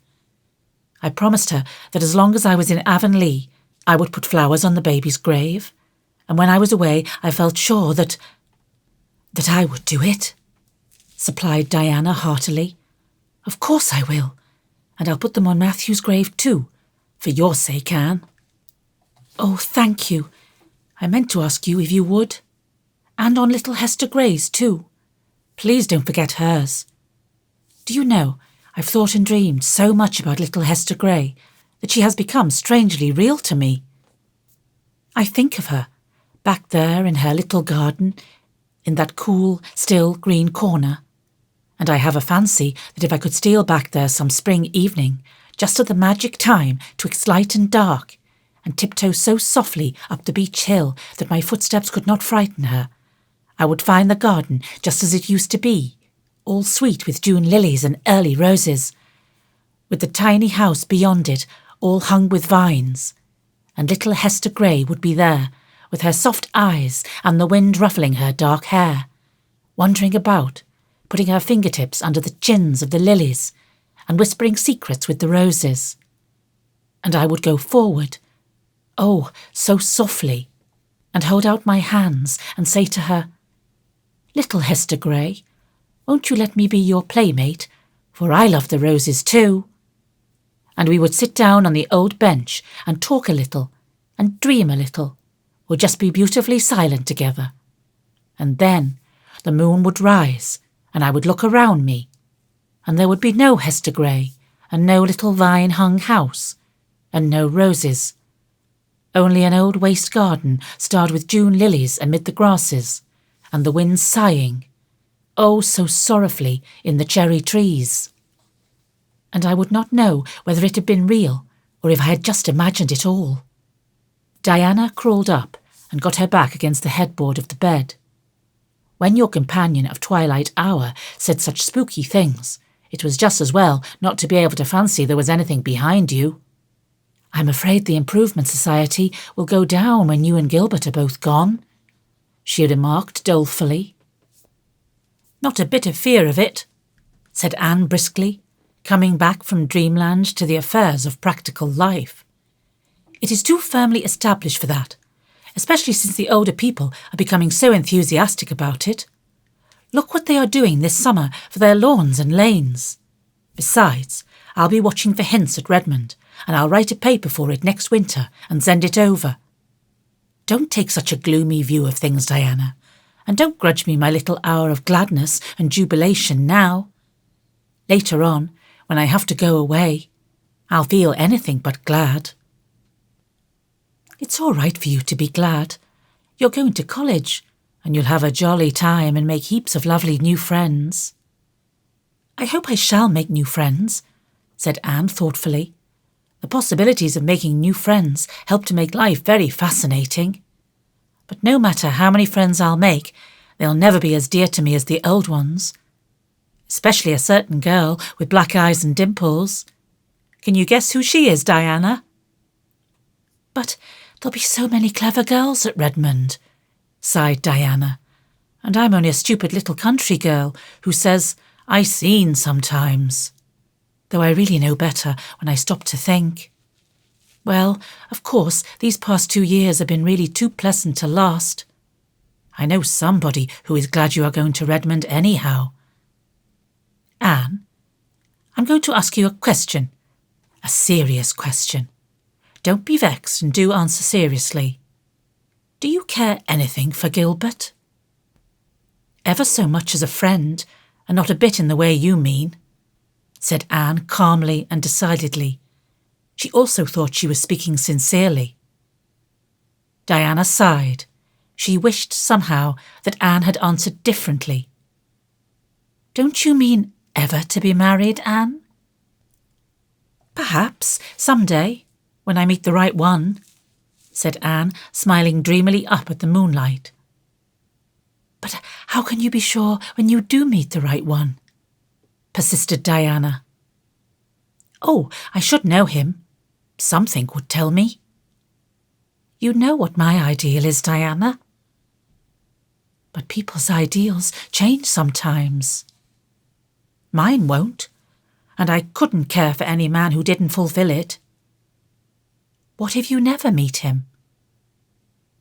Then I shall die an old maid, was the cheerful response. I dare say it isn't the hardest death by any means. Oh, I suppose the dying would be easy enough. It's the living an old maid I shouldn't like, said Diana, with no intention of being humorous. Although I wouldn't mind being an old maid very much if I could be one like Miss Lavender, but I never could be. When I'm 45, I'll be horribly fat, and while there might be some romance about a thin old maid, there couldn't possibly be any about a fat one. Oh, mind you, Nelson Atkins proposed to Ruby Gillis 3 weeks ago. Ruby told me all about it. She says she never had any intention of taking him, because anyone who married him will have to go in with the old folks. But Ruby says that he made such a perfectly beautiful and romantic proposal that it simply swept her off her feet. But she didn't want to do anything rash, so she asked for a week to consider. And 2 days later, she was at a meeting of the sewing circle at his mother's, and there was a book called The Complete Guide to Etiquette lying on the parlour table. Ruby said she simply couldn't describe her feelings when in a section of it headed The Deportment of Courtship and Marriage, she found the very proposal Nelson had made, word for word. She went home and wrote him a perfectly scathing refusal, and she says his father and mother have taken turns watching him ever since for fear he'll drown himself in the river. But Ruby says they needn't be afraid, for in the Deportment of Courtship and Marriage it told how a rejected lover should behave, and there's nothing about drowning in that. And she says Wilbur Blair is literally pining away for her, but she's perfectly helpless in the matter. Anne made an impatient movement. I hate to say it. It seems so disloyal. But, well, I don't like Ruby Gillis now. I liked her when we went to school and Queen's together, though not so well as you and Jane, of course. But this last year at Carmody, she seems so different. So... I know, nodded Diana. It's the Gillis coming out in her. She can't help it. Mrs. Lynn says that if ever a Gillis girl thought about anything but the boys, she never showed it in her walk and conversation. She talks about nothing but boys and what compliments they pay her, and how crazy they all are about her at Carmody. And the strange thing is, they are too. Diana admitted this somewhat resentfully. Last night when I saw her in Mr. Blair's store, she whispered to me that she'd just made a new mash. I wouldn't ask her who it was, because I knew she was dying to be asked. Well, it's what Ruby always wanted, I suppose. You remember, even when she was little, she always said she meant to have dozens of beaux when she grew up, and have the very gayest time she could before she settled down. She's so different from Jane, isn't she? Jane is such a nice, sensible, ladylike girl. Dear old Jane is a jewel, agreed Anne. But, she added, leaning forward to bestow a tender pat on the plump, dimpled little hand hanging over her pillow, there's nobody like my own Diana after all. Do you remember that evening we first met, Diana, and swore eternal friendship in your garden? We've kept that oath, I think. We've never had a quarrel, nor even a coolness. I shall never forget the thrill that went over me the day you told me you loved me. I had had such a lonely, starved heart all through my childhood. I'm just beginning to realise how starved and lonely it really was. Nobody cared anything for me or wanted to be bothered with me. I should have been miserable if it hadn't been for that strange little dream life of mine, wherein I imagined all the friends and love I craved. But when I came to Green Gables, everything was changed. And then I met you. You don't know what your friendship meant to me. I want to thank you here and now, dear, for the warm and true affection you've always given me. And always will, sobbed Diana. I shall never love anybody, any girl, half as well as I love you. And if I ever do marry and have a little girl of my own, I'm going to name her Anne.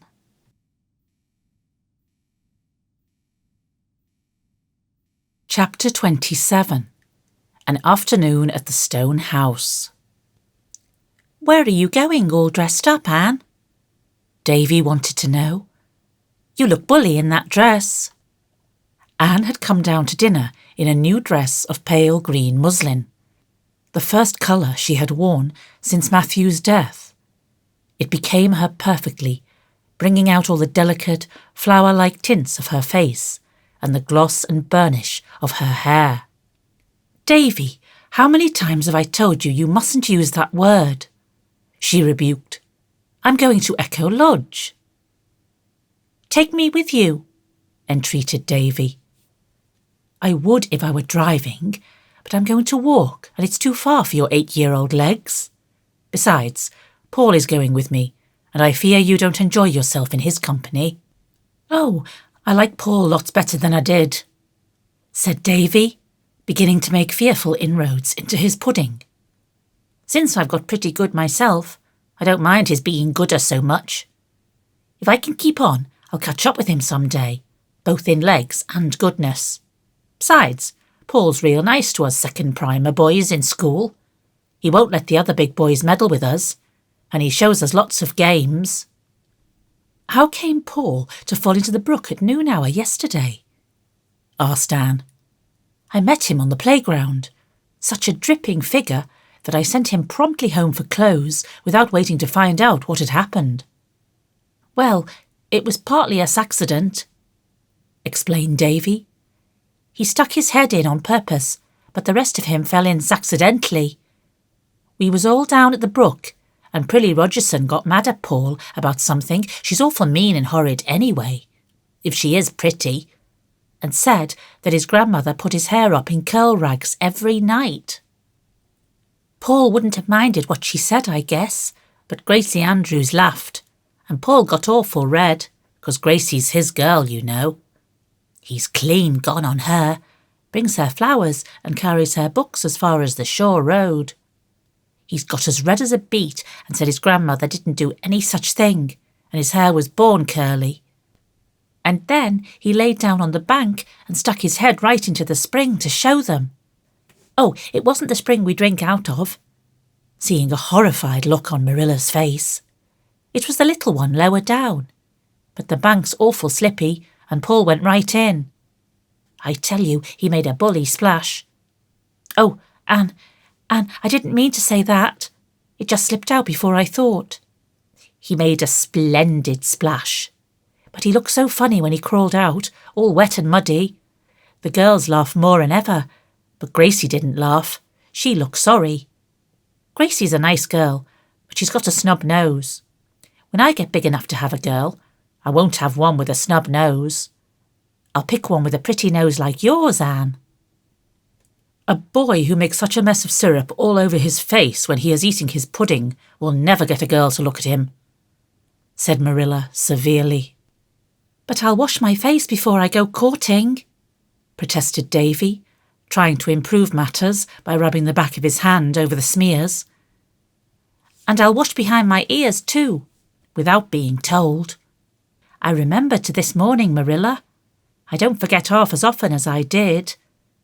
But, and Davy sighed, there's so many corners about a fellow that it's awful hard to remember them all. Well, if I can't go to Miss Lavender's, I'll go over and see Mrs. Harrison. Mrs. Harrison's an awful nice woman, I tell you. She keeps a jar of cookies in her pantry, a purpose for little boys, and she always gives me the scrapings out of a pan she's mixed up a plum cake in. A good many plums stick to the sides, you see. Mr. Harrison was always a nice man, but he's twice as nice since he got married over again. I guess getting married makes folks nicer. Why don't you get married, Marilla? I want to know. Marilla's state of single blessedness had never been a sore point with her, so she answered amiably, with an exchange of significant looks with Anne, that she supposed it was because nobody would have her. But maybe you never asked anybody to have you, protested Davy. Oh, Davy, said Dora primly, shocked into speaking without being spoken to. It's the men that have to do the asking. I don't know why they have to do it always, grumbled Davy. Seems to me everything's put on the men in this world. Can I have some more pudding, Marilla? You've had as much as was good for you, said Marilla, but she gave him a moderate second helping. I wish people could live on pudding. Why can't they, Marilla? I want to know. Because they'd soon get tired of it. I'd like to try that for myself, said sceptical Davy. But I guess it's better to have pudding only on fish and company days than none at all. They never have any at Milty Bolter's. Milty says when company comes, his mother gives them cheese and cuts it herself. 1 little bit apiece and 1 over for manners. If Milty Bolter talks like that about his mother, at least you needn't repeat it, said Marilla severely. Bless my soul.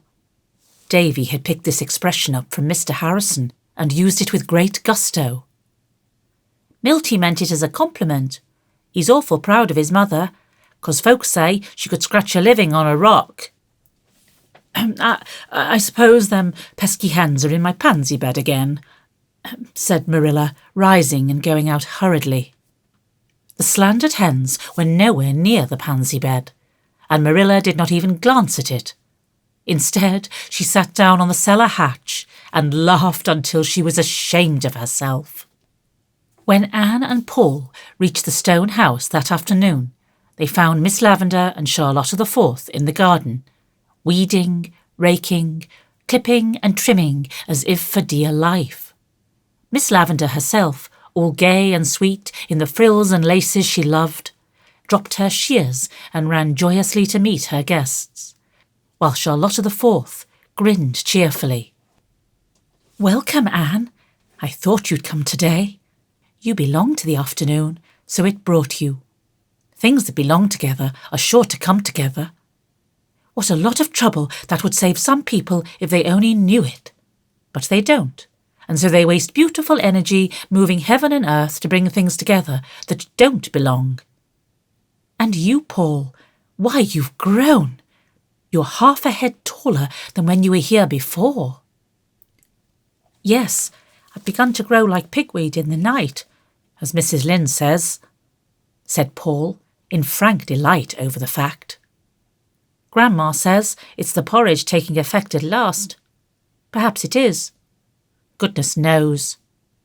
Paul sighed deeply. I've eaten enough to make anyone grow. I do hope, now that I've begun, I'll keep on till I'm as tall as Father. He is 6 feet, you know, Miss Lavender. Yes, Miss Lavender did know. The flush on her pretty cheeks deepened a little.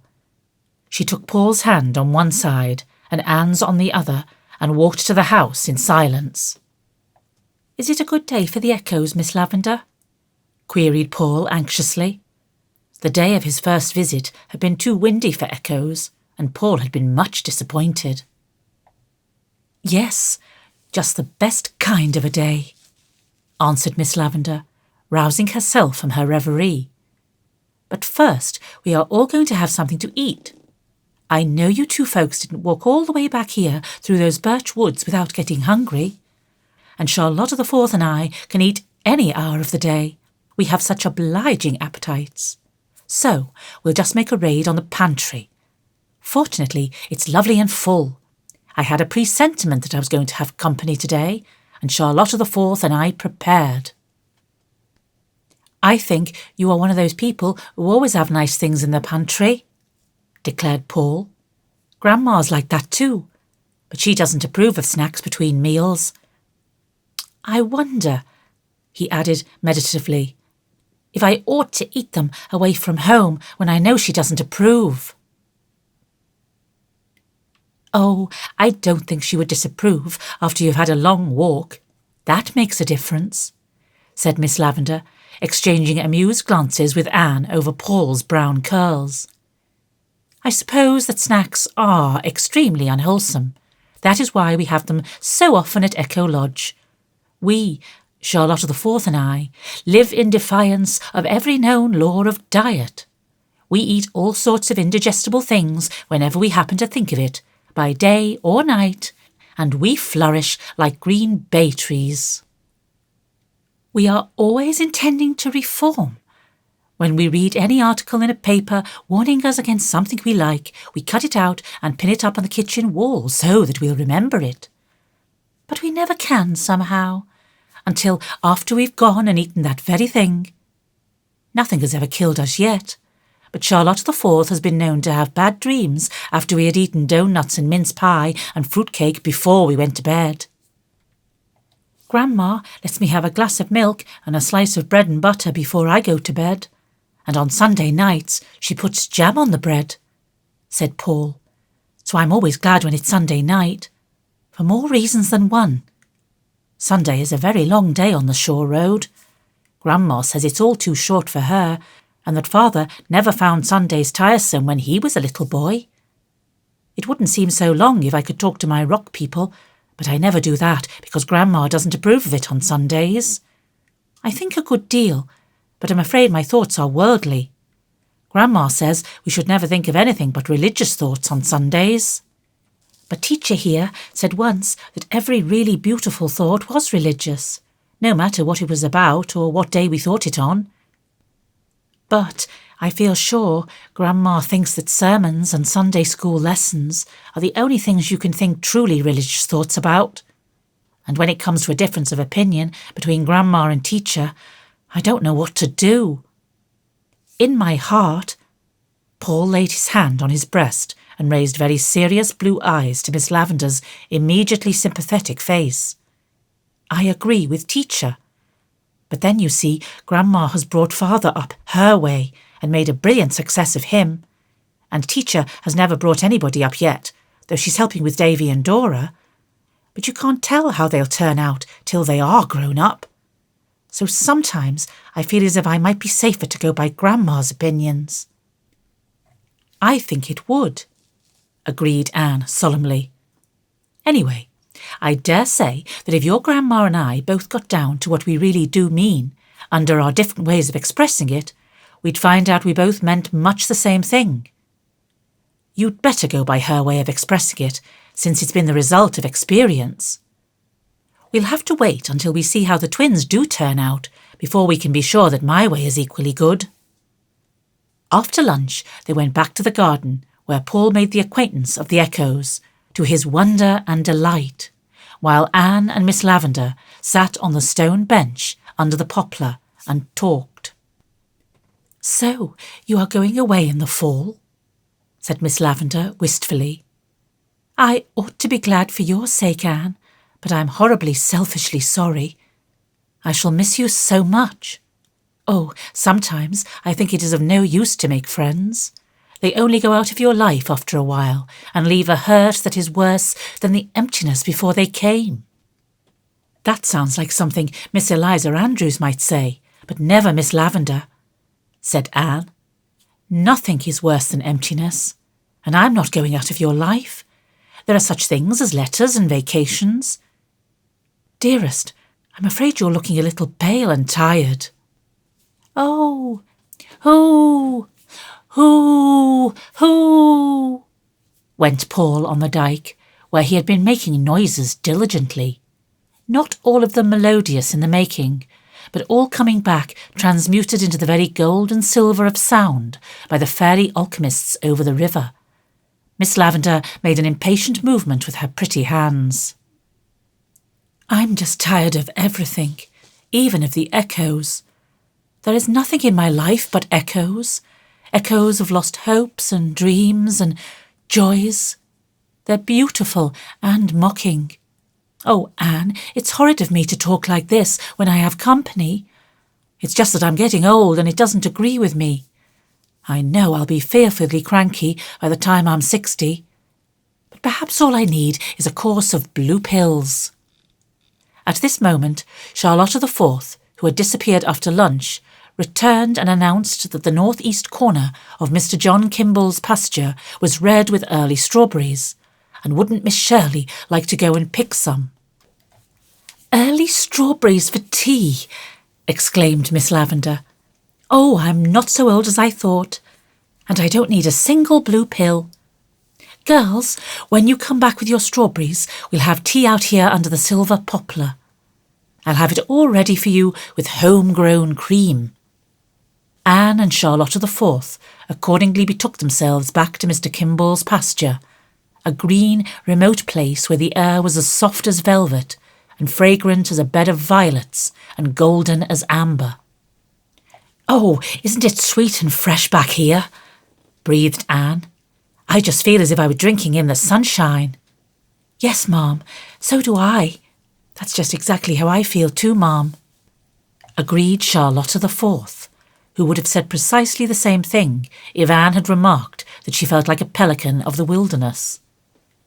Always after Anne had visited Echo Lodge, Charlotta the Fourth mounted to her little room over the kitchen and tried before her looking-glass to speak and look and move like Anne.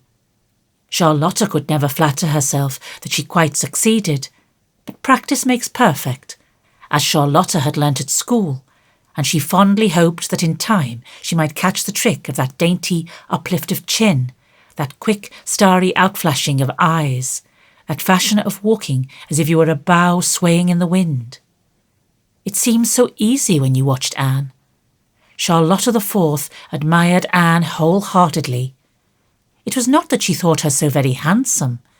Diana Barry's beauty of crimson cheek and black curls was much more to Charlotta the Fourth's taste than Anne's moonshine charm of luminous grey eyes and the pale, ever-changing roses of her cheeks. "But I'd rather look like you than be pretty," she told Anne sincerely. Anne laughed, sipped the honey from the tribute, and cast away the sting. She was used to taking her compliments mixed. Public opinion never agreed on Anne's looks. People who had heard her called handsome met her and were disappointed. People who had heard her called plain saw her and wondered where other people's eyes were. Anne herself would never believe that she had any claim to beauty. When she looked in the glass, all she saw was a little pale face with 7 freckles on the nose thereof. Her mirror never revealed to her the elusive, ever-varying play of feeling that came and went over her features like a rosy, illuminating flame, or the charm of dream and laughter alternating in her big eyes. While Anne was not beautiful in any strictly defined sense of the word, she possessed a certain evasive charm and distinction of appearance that left beholders with a pleasurable sense of satisfaction in that softly rounded girlhood of hers, with all its strongly felt potentialities.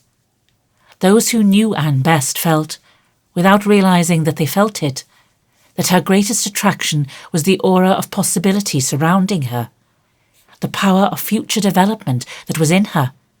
She seemed to walk in an atmosphere of things about to happen.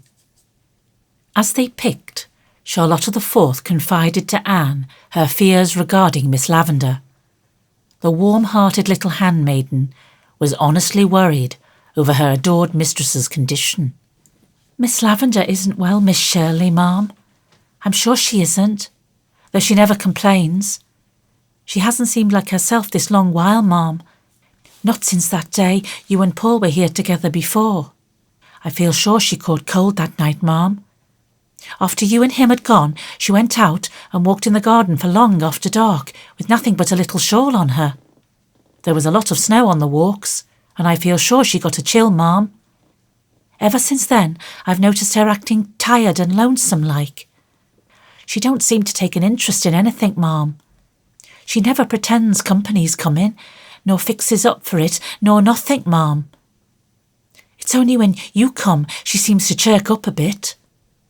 And the worst sign of all, Miss Shirley, Ma'am," Charlotta the Fourth lowered her voice as if she were about to tell some exceedingly weird and awful symptom indeed, "is that she never gets cross now when I break things. Why, Miss Shirley, ma'am, yesterday I broke her green and yellow bowl that's always stood on the bookcase. Her grandmother brought it out from England, and Miss Shirley was awful choice of it. I was dusting it, just as careful, Miss Shirley, ma'am, and it slipped out, so fashion afore I could grab hold of it, and broke into about 40 million pieces. I tell you, I was sorry and scared. I thought Miss Lavender would scold me awful, ma'am. And I'd rather she had than take it the way she did. She just come in and hardly looked at it and said, 'It's no matter, Charlotta. Take up the pieces and throw them away.' Just like that, Miss Shirley, ma'am. Take up the pieces and throw them away. As if it wasn't her grandmother's bowl from England. Oh, she isn't well and I feel awful bad about it. She's got nobody to look after her but me." Charlotta the Fourth's eyes brimmed up with tears. Anne patted the little brown paw holding the cracked pink cup sympathetically. "I think Miss Lavender needs a change, Charlotta. She stays here alone too much. Can't we induce her to go away for a little trip?" Charlotta shook her head with its rampant bows disconsolately. "I don't think so, Miss Shirley, ma'am. Miss Lavender hates visiting. She's only got 3 relations she ever visits, and she says she just goes to see them as a family duty. Last time, when she come home, she said she wasn't going to visit for family duty no more. 'I've come home in love with loneliness, Charlotta,' she says to me, 'and I never want to stray from my own vine and fig tree again. My relations try so hard to make an old lady of me, and it has a bad effect on me. Just like that, Miss Shirley, ma'am. It has a very bad effect on me. So I don't think it would do her any good to coax her to go visiting." "We must see what can be done," said Anne decidedly, as she put the last possible berry in her pink cup. "Just as soon as I have my vacation, I'll come through and spend a whole week with you. We'll have a picnic every day and pretend all sorts of interesting things and see if we can't cheer Miss Lavender up." "That will be the very thing, Miss Shirley, ma'am," exclaimed Charlotta the Fourth in rapture.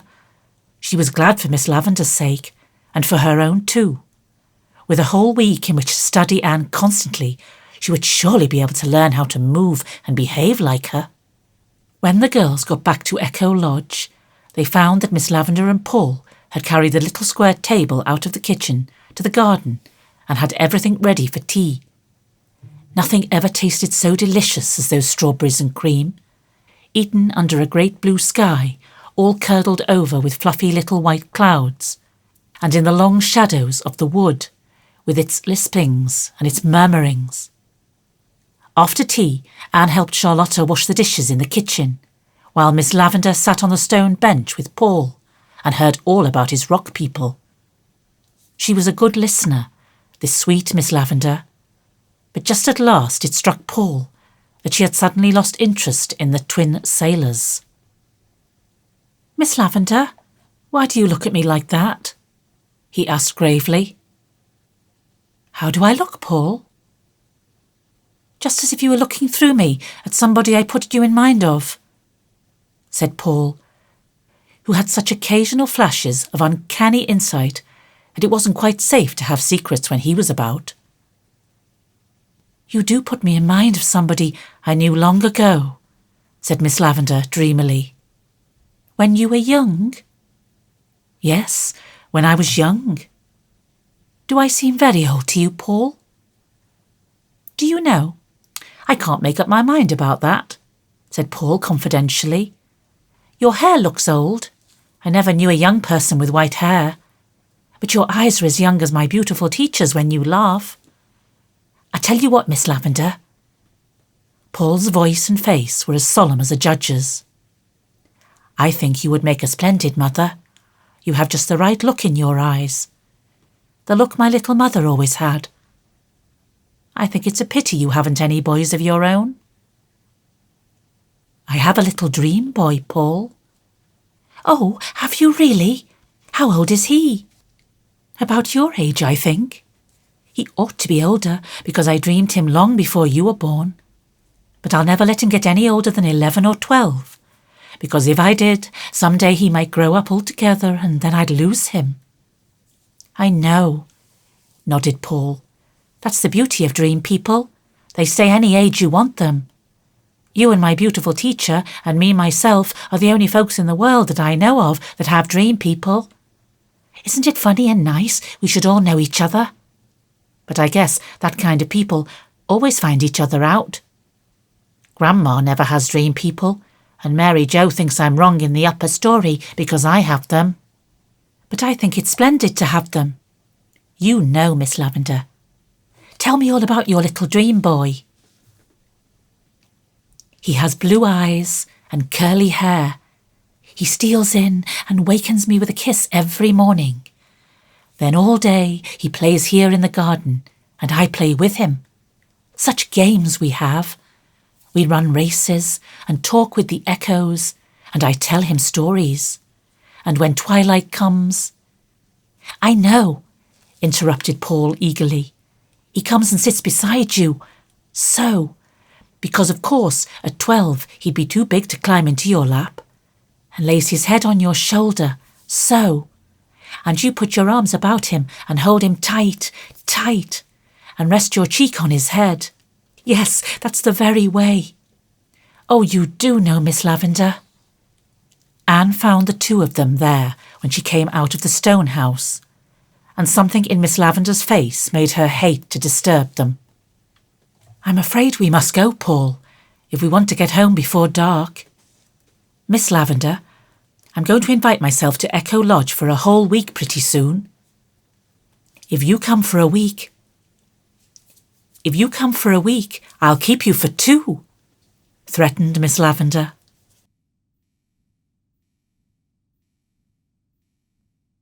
Chapter 28. The Prince Comes Back to the Enchanted Palace. The last day of school came and went. A triumphant semi-annual examination was held, and Anne's pupils acquitted themselves splendidly. At the close, they gave her an address and a writing desk. All the girls and ladies present cried, and some of the boys had it cast up to them later on that they cried too, although they always denied it. Mrs. Harmon Andrews, Mrs. Peter Sloane, and Mrs. William Bell walked home together and talked things over.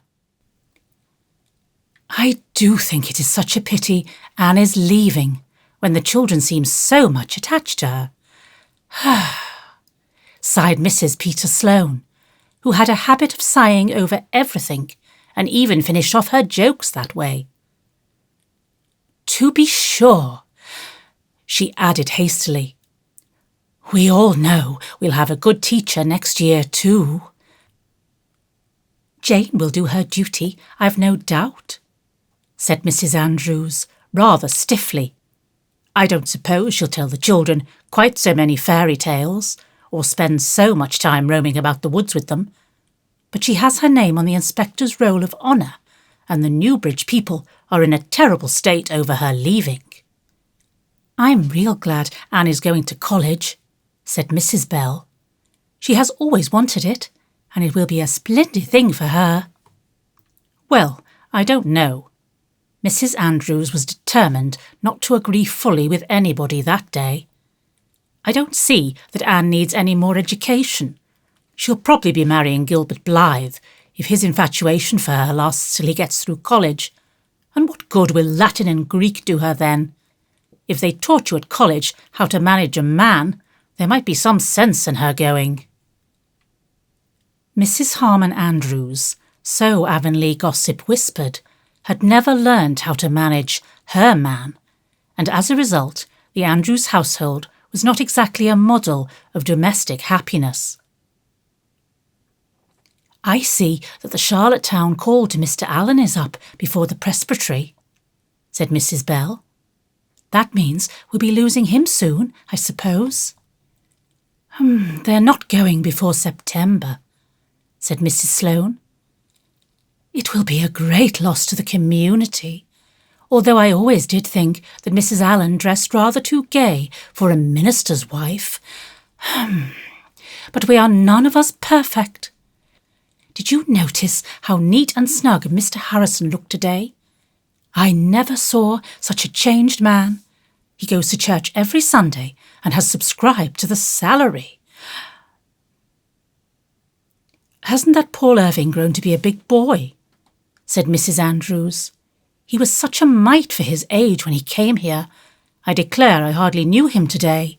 He's getting to look a lot like his father. He's a smart boy, said Mrs. Bell. He's smart enough, but Mrs. Andrews lowered her voice. I believe he tells queer stories. Gracie came home from school one day last week with the greatest rigmarole he had told her about people who lived down at the shore. Stories there couldn't be a word of truth in, you know. I told Gracie not to believe them, and she said Paul didn't intend her to. But if he didn't, what did he tell them to her for? Anne says Paul is a genius, said Mrs. Sloane. He may be. You never know what to expect of them Americans, said Mrs. Andrews. Mrs. Andrews' only acquaintance with the word genius was derived from the colloquial fashion of calling any eccentric individual a queer genius. She probably thought, with Mary Jo, that it meant a person with something wrong in his upper story. Back in the schoolroom, Anne was sitting alone at her desk. She had sat on the first day of school 2 years before, her face leaning on her hand, her dewy eyes looking wistfully out of the window to the lake of shining waters. Her heart was so wrung over the parting with her pupils that for a moment college had lost all its charm. She still felt the clasp of Annetta Bell's arms about her neck and heard the childish wail, "I'll never love any teacher as much as you, Miss Shirley. Never, never." For 2 years she had worked earnestly and faithfully, making many mistakes and learning from them. She had had her reward. She had taught her scholars something, but she felt that they had taught her much more. Lessons of tenderness, self-control, innocent wisdom, law of childish hearts. Perhaps she had not succeeded in inspiring any wonderful ambitions in her pupils, but she had taught them more by her own sweet personality than by all her careful precepts, that it was good and necessary in the years that were before them to live their lives finely and graciously, holding fast to truth and courtesy and kindness, keeping aloof from all that savoured of falsehood and meanness and vulgarity. They were, perhaps, all unconscious of having learned such lessons, but they would remember and practice them long after they had forgotten the capital of Afghanistan and the dates of the Wars of the Roses. "Another chapter in my life is closed," said Anne aloud as she locked her desk. She really felt very sad over it, but the romance in the idea of that closed chapter did comfort her a little. Anne spent a fortnight at Echo Lodge early in her vacation, and everybody concerned had a good time. She took Miss Lavender on a shopping expedition to town and persuaded her to buy a new organdy dress. Then came the excitement of cutting and making it together, while the happy Charlotta IV basted and swept up clippings. Miss Lavender had complained that she could not feel much interest in anything, but the sparkle came back to her eyes over her pretty dress. "What a foolish, frivolous person I must be," she sighed. "I'm wholesomely ashamed to think that a new dress, even if it is forget-me-not organdy, should exhilarate me so, when a good conscience and an extra contribution to foreign missions couldn't do it." Midway in her visit, Anne went home to Green Gables for a day to mend the twins' stockings and settle up Davy's accumulated store of questions. In the evening, she went down to the shore road to see Paul Irving. As she passed by the low, square window of the Irving sitting room, she caught a glimpse of Paul on somebody's lap. But the next moment he came flying through the hall. "Oh, Miss Shirley," he cried excitedly. "You can't think what has happened. Something so splendid. Father is here. Just think of that. Father is here. Come right in. Father, this is my beautiful teacher. You know Father." Stephen Irving came forward to meet Anne with a smile. He was a tall, handsome man of middle age, with iron grey hair, deep-set, dark blue eyes, and a strong, sad face, splendidly modelled about chin and brow. Just the face for a hero of romance, Anne thought with a thrill of intense satisfaction. It was so disappointing to meet someone who ought to be a hero and find him bald or stooped or otherwise lacking in manly beauty. Anne would have thought it dreadful if the object of Miss Lavender's romance had not looked the part. "So, this is my little son's beautiful teacher, of whom I have heard so much," said Mr. Irving with a hearty handshake. "Paul's letters have been so full of you, Miss Shirley, that I feel as if I were pretty well acquainted with you already. I want to thank you for what you have done for Paul. I think that your influence has been just what he needed. Mother is one of the best and dearest of women, but her robust, matter-of-fact Scotch common sense could not always understand a temperament like my laddie's. What was lacking in her, you have supplied. Between you, I think Paul's training in these past 2 years has been as nearly ideal as a motherless boy's could be. Everybody likes to be appreciated." Under Mr. Irving's praise, Anne's face burst flower-like into rosy bloom, and the busy, weary man of the world, looking at her, thought he had never seen a fairer, sweeter slip of girlhood than this little down-east schoolteacher with her red hair and wonderful eyes. Paul sat between them, blissfully happy. "I never dreamed Father was coming," he said radiantly. "Even Grandma didn't know it. It was a great surprise." As a general thing, Paul shook his brown curls gravely. "I don't like to be surprised. You lose all the fun of expecting things when you're surprised. But in a case like this, it is all right. Father came last night after I had gone to bed, and after Grandma and Mary Jo had stopped being surprised, he and Grandma came upstairs to look at me, not meaning to wake me up till morning. But I woke right up and saw Father. I tell you, I just sprang at him." "With a hug like a bear's," said Mr. Irving, putting his arms round Paul's shoulder smilingly. "I hardly knew my boy. He had grown so big and brown and sturdy." "I don't know which was the most pleased to see Father, Grandma or I," continued Paul. "Grandma's been in the kitchen all day, making the things Father likes to eat. She wouldn't trust them to Mary Jo, she says. That's her way of showing gladness. I like best just to sit and talk to Father. But I'm going to leave you for a little while now, if you'll excuse me. I must get the cows for Mary Jo. That is one of my daily duties." When Paul had scampered away to do his daily duty, Mr. Irving talked to Anne of various matters. But Anne felt that he was thinking of something else underneath all the time. Presently, it came to the surface. "In Paul's last letter, he spoke of going with you to visit an old friend of mine, Miss Lewis at the Stone House in Grafton. Do you know her well?" "Yes, indeed. She is a very dear friend of mine," was Anne's demure reply, which gave no hint of the sudden thrill that tingled over her from head to foot at Mr. Irving's question. Anne felt instinctively that romance was peeping at her around a corner. Mr. Irving rose and went to the window, looking out on a great golden, billowing sea where a wild wind was harping. For a few moments there was silence in the little dark walled room. Then he turned and looked down into Anne's sympathetic face with a smile, half whimsical, half tender.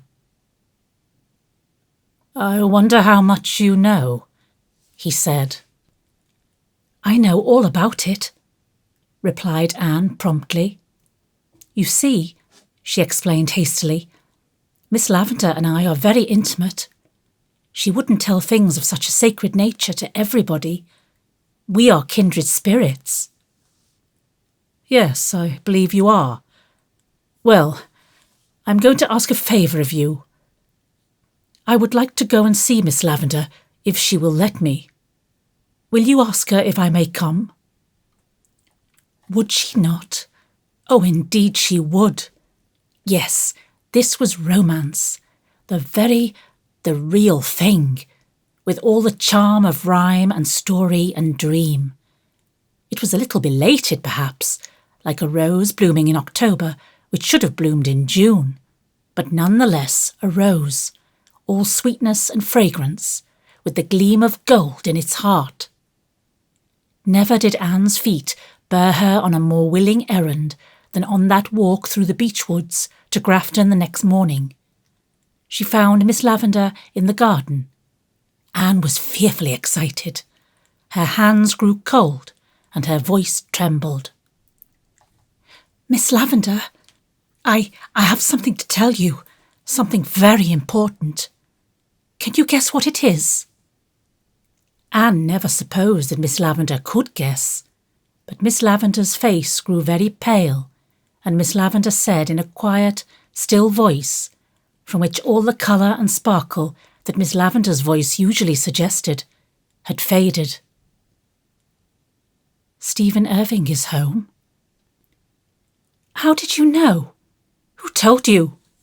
cried Anne disappointedly, vexed that her great revelation had been anticipated.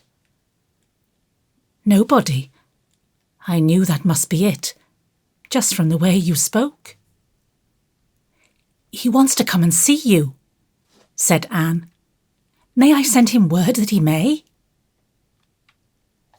"Yes, of course," fluttered Miss Lavender. "There is no reason why he shouldn't. He is only coming as any old friend might." Anne had her own opinion about that as she hastened into the house to write a note at Miss Lavender's desk. "Oh, it's delightful to be living in a story-book," she thought gaily. "It will come out all right, of course. It must. And Paul will have a mother after his own heart, and everybody will be happy. But Mr. Irving will take Miss Lavender away, and dear knows what will happen to the little stone house. And so there are two sides to it, as there seems to be everything in this world." The important note was written, and Anne herself carried it to the Grafton post office, where she waylaid the mail carrier and asked him to leave it at the Avonlea office. "It's so very important," Anne assured him anxiously. The mail carrier was a rather grumpy old personage who did not at all look the part of a messenger of Cupid, and Anne was none too certain that his memory was to be trusted. But he said he would do his best to remember, and she had to be contented with that. Charlotte the Fourth felt that some mystery pervaded the stone house that afternoon, a mystery from which she was excluded. Miss Lavender roamed about the garden in a distracted fashion. Anne, too, seemed possessed by a demon of unrest, and walked to and fro and went up and down. Charlotte the Fourth endured it till patience ceased to be a virtue. Then she confronted Anne on the occasion of that romantic young person's third, aimless peregrination through the kitchen. "Please, Miss Shirley, ma'am," said Charlotte the Fourth, with an indignant toss of her very blue bows. "It's plain to be seen you and Miss Lavender have got a secret, and I think, begging your pardon if I'm too forward, Miss Shirley, ma'am, that it's real mean not to tell me when we've all been such chums." Oh, Charlotta, dear, I'd have told you all about it if it were my secret. But it's Miss Lavender's, you see. However, I'll tell you this much, and if nothing comes of it, you must never breathe a word about it to a living soul. You see, Prince Charming is coming tonight. He came long ago, but in a foolish moment went away and wandered afar and forgot the secret of the magic pathway to the enchanted castle, where the princess was weeping her faithful heart out for him. But at last he remembered it again, and the princess is waiting still, because nobody but her own dear prince could carry her off. Oh, Miss Shirley, ma'am, what is that in prose? Gasped the mystified Charlotta. Anne laughed. In prose, an old friend of Miss Lavender's is coming to see her tonight. Do you mean an old beau of hers? Demanded the literal Charlotta. That is probably what I do mean, in prose, answered Anne gravely. It is Paul's father, Stephen Irving, and goodness knows what will come of it, but let us hope for the best, Charlotta. I hope that he'll marry Miss Lavender, was Charlotta's unequivocal response. Some women's intended from the start to be old maids, and I'm afraid I'm one of them, Miss Shirley, ma'am, because I've awful little patience with the men. But Miss Lavender never was, and I've been awful worried, thinking what on earth she'd do when I got so big I'd have to go to Boston. There ain't any more girls in our family, and dear knows what she'd do if she got some stranger that might laugh at her pretendings and leave things lying around out of their place and not be willing to be called Charlotta the Fifth. She might get someone who wouldn't be as unlucky as me in breaking dishes, but she'd never get anyone who'd love her better. And the faithful little handmaiden dashed to the oven door with a sniff. They went through the form of having tea as usual that night at Echo Lodge, but nobody really ate anything. After tea, Miss Lavender went to her room and put on her new forget-me-not organdy, while Anne did her hair for her. Both were dreadfully excited, but Miss Lavender pretended to be very calm and indifferent. I must really mend that rent in the curtain tomorrow, she said anxiously, inspecting it as if it were the only thing of any importance just then. Those curtains have not worn as well as they should, considering the price I paid. Dear me, Charlotta has forgotten to dust the stair railing again. I really must speak to her about it. Anne was sitting on the porch steps when Stephen Irving came down the lane and across the garden. This is the one place where time stands still, he said, looking around him with delighted eyes. There is nothing changed about this house or garden since I was here 25 years ago. It makes me feel young again. You know time always does stand still in an enchanted palace, said Anne seriously. It is only when the prince comes that things begin to happen. Mr. Irving smiled a little sadly into her uplifted face, all astar with its youth and promise. Sometimes the prince comes too late, he said. He did not ask Anne to translate her remark into prose. Like all kindred spirits, he understood. Oh no, not if he is the real prince coming to the true princess, said Anne, shaking her red head decidedly as she opened the parlour door. When he had gone in, she shut it tightly behind him and turned to confront Charlotta the Fourth, who was in the hall, all nods and becks and wreathed smiles. Oh, Miss Shirley, ma'am, she breathed. I peeked from the kitchen window, and he's awful handsome, and just the right age for Miss Lavender. And oh, Miss Shirley, ma'am, do you think it would be much harm to listen at the door? It would be dreadful, Charlotta, said Anne firmly. So just you come away with me out of the reach of temptation. I can't do anything, and it's awful to hang around just waiting, sighed Charlotta. What if you don't propose after all, Miss Shirley, ma'am? You could never be sure of them men. My older sister, Charlotta the First, thought she was engaged to one once, but it turned out he had a different opinion, and she says she'll never trust one of them again. And I heard of another case where a man thought he wanted one girl awful bad, when it was really her sister he wanted all the time. When a man don't know his own mind, Miss Shirley, ma'am, how's a poor woman going to be sure of it? We'll go to the kitchen and clean the silver spoons, said Anne. That's a task which won't require much thinking, fortunately, for I couldn't think tonight, and it will pass the time. It passed an hour. Then, just as Anne laid down the last shining spoon, they heard the front door shut. Both sought comfort fearfully in each other's eyes. "Oh, Miss Shirley, ma'am," gasped Charlotta. "If he's going away this early, there's nothing into it and never will be." They flew to the window. Mr. Irving had no intention of going away. He and Miss Lavender were strolling slowly down the middle path to the stone bench. "Oh, Miss Shirley, ma'am, he's got his arm around her waist," whispered Charlotta the Fourth delightedly. "He must have proposed to her, or she'd never allow it." Anne caught Charlotta the Fourth by her own plump waist and danced her around the kitchen until they were both out of breath. "Oh, Charlotta," she cried gaily, "I'm neither a prophetess nor the daughter of a prophetess, but I'm going to make a prediction. There'll be a wedding in this old stone house before the maple leaves are red." "Do you want that translated into prose, Charlotta?" "No, I can understand that," said Charlotta. "A wedding ain't poetry." "Why, Miss Shirley, ma'am, you're crying. What for?" "Oh, because it's all so beautiful and storybookish and romantic and sad," said Anne, winking the tears out of her eyes. "It's all perfectly lovely, but there's a little sadness mixed up in it too somehow."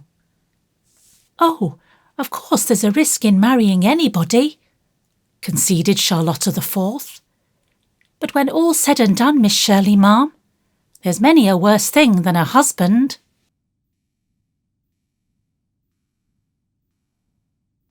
Chapter 29. Poetry and Prose. For the next month, Anne lived in what, for Avonlea, might be called a whirl of excitement. The preparation of her own modest outfit for Redmond was of secondary importance. Miss Lavender was getting ready to be married, and the stone house was the scene of endless consultations and plannings and discussions, with Charlotta the Fourth hovering on the outskirts of things in agitated delight and wonder. Then the dressmaker came, and there was the rapture and wretchedness of choosing fashions and being fitted.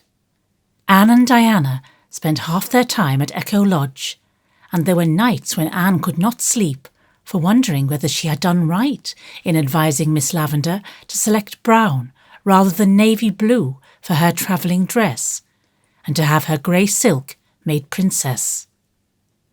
Everybody concerned in Miss Lavender's story was very happy.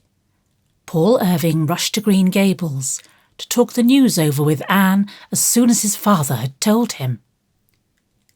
"I knew I could trust father to pick me out a nice little second mother," he said proudly. "It's a fine thing to have a father you can depend on, teacher. I just love Miss Lavender. Grandma is pleased too. She says she's real glad father didn't pick out an American for his second wife, because although it turned out all right the first time, such a thing wouldn't be likely to happen twice. Mrs. Lynde says she thoroughly approves of the match and thinks it's likely Miss Lavender will give up her queer notions and be like other people now that she's going to be married.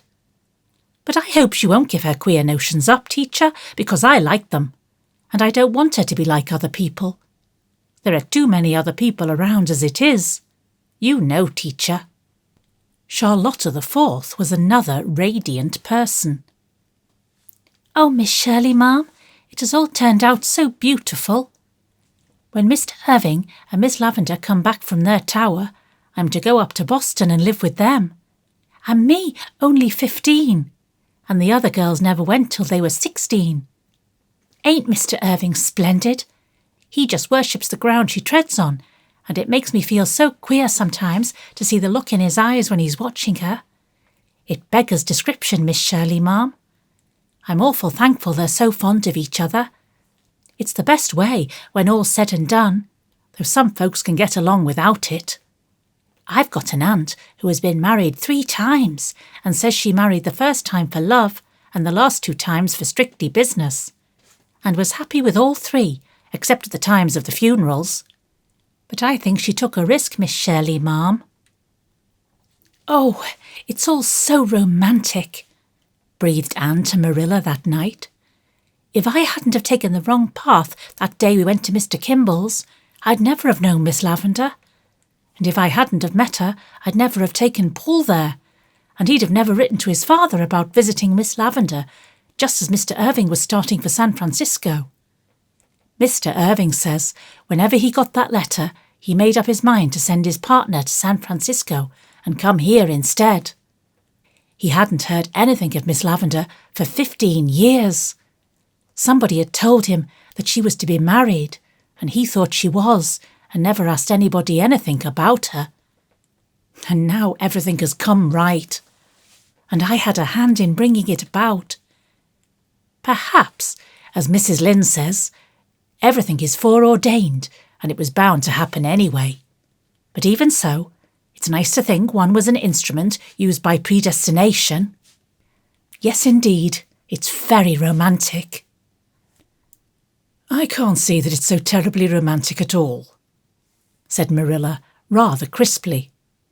Marilla thought Anne was too worked up about it, and had plenty to do with getting ready for college without traipsing to Echo Lodge 2 days out of 3, helping Miss Lavender. In the first place, 2 young fools quarrel and turn sulky. Then Steve Irving goes to the States and after a spell gets married up there and is perfectly happy from all accounts. Then his wife dies, and after a decent interval he thinks he'll come home and see if his first fancy'll have him. Meanwhile, she's been living single, probably because nobody nice enough came along to want her, and they meet and agree to be married after all. Now, where is the romance in all that? Oh, there isn't any, when you put it that way, gasped Anne, rather as if somebody had thrown cold water over her. I suppose that's how it looks in prose, but it's very different if you look at it through poetry, and I think it's nicer. Anne recovered herself, and her eyes shone, and her cheeks flushed. To look at it through poetry. Marilla glanced at the radiant young face and refrained from further sarcastic comments. Perhaps some realization came to her that after all it was better to have, like Anne, the vision and the faculty divine, that gift which the world cannot bestow or take away, of looking at life through some transfiguring or revealing medium, whereby everything seemed apparelled in celestial light, wearing a glory and a freshness not visible to those who, like herself and Charlotta the Fourth, looked at things only through prose. "When's the wedding to be?" she asked after a pause. "The last Wednesday in August. They are to be married in the garden under the honeysuckle trellis, the very spot where Mr. Irving proposed to her 25 years ago. Marilla, this is romantic, even in prose. There's to be nobody there except Mrs. Irving and Paul and Gilbert and Diana and I, and Miss Lavender's cousins. And they will leave on the 6 o'clock train for a trip to the Pacific coast. When they come back in the fall, Paul and Charlotta the Fourth are to go up to Boston to live with them. But Echo Lodge is to be left just as it is. Only, of course, they'll sell the hens and cow and board up the windows, and every summer they're coming down to live in it. I'm so glad. It would have hurt me dreadfully next winter at Redmond to think of that dear stone house all stripped and deserted, with empty rooms, or far worse still, with other people living in it. But I can think of it now, just as I've always seen it, waiting happily for the summer to bring life and laughter back to it again. There was more romance in the world than that which had fallen to the share of the middle-aged lovers of the stone house.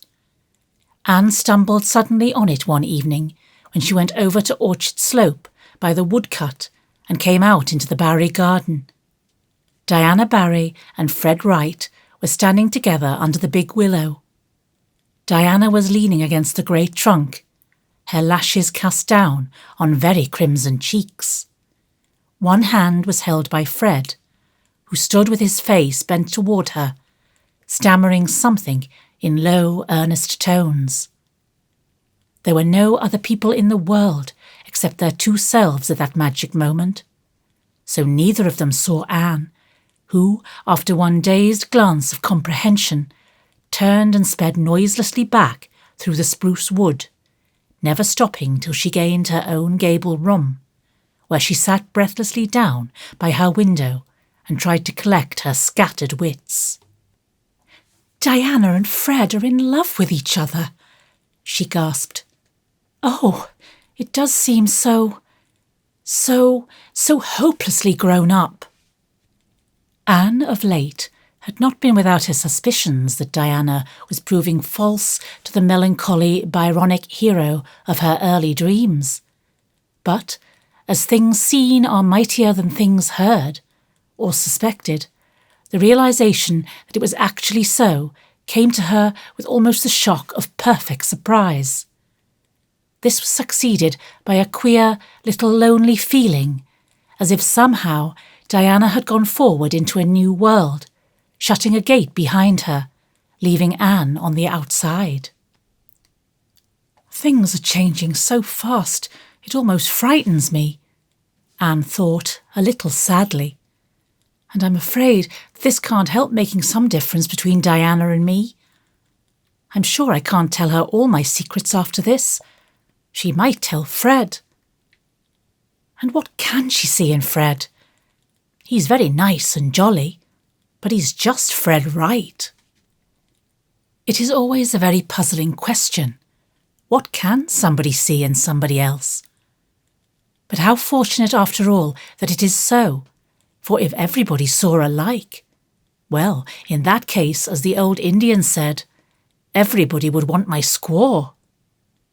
It was plain that Diana did see something in Fred Wright, however Anne's eyes might be holden. Diana came to Green Gables the next evening, a pensive, shy young lady, and told Anne the whole story in the dusky seclusion of the east gable. Both girls cried and kissed and laughed. "I'm so happy," said Diana. "But it does seem ridiculous to think of me being engaged." "What is it really like to be engaged?" asked Anne curiously. "Well, that all depends on who you're engaged to," answered Diana, with that maddening air of superior wisdom always assumed by those who are engaged over those who are not. "It's perfectly lovely to be engaged to Fred, but I think it would be simply horrid to be engaged to anyone else."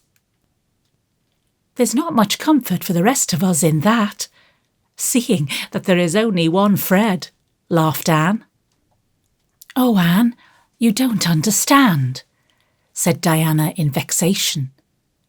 "I didn't mean that. It's so hard to explain. Never mind, you'll understand sometime, when your own turn comes." "Bless you, dearest of Dianas. I understand now. What is an imagination for if not to enable you to peep at life through other people's eyes? You must be my bridesmaid, you know, Anne. Promise me that. Wherever you may be when I'm married. I'll come from the ends of the earth if necessary," promised Anne solemnly.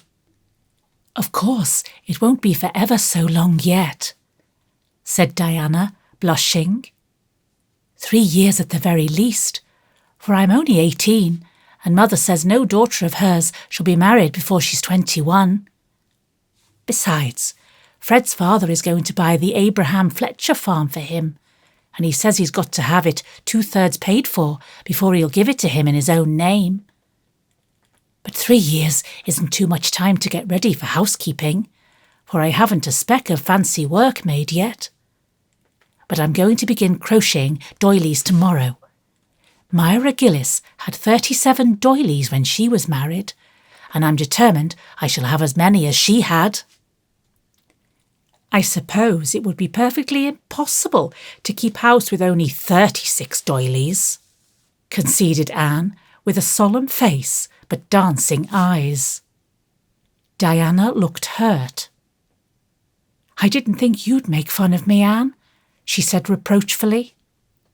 Dearest, I wasn't making fun of you, cried Anne repentantly.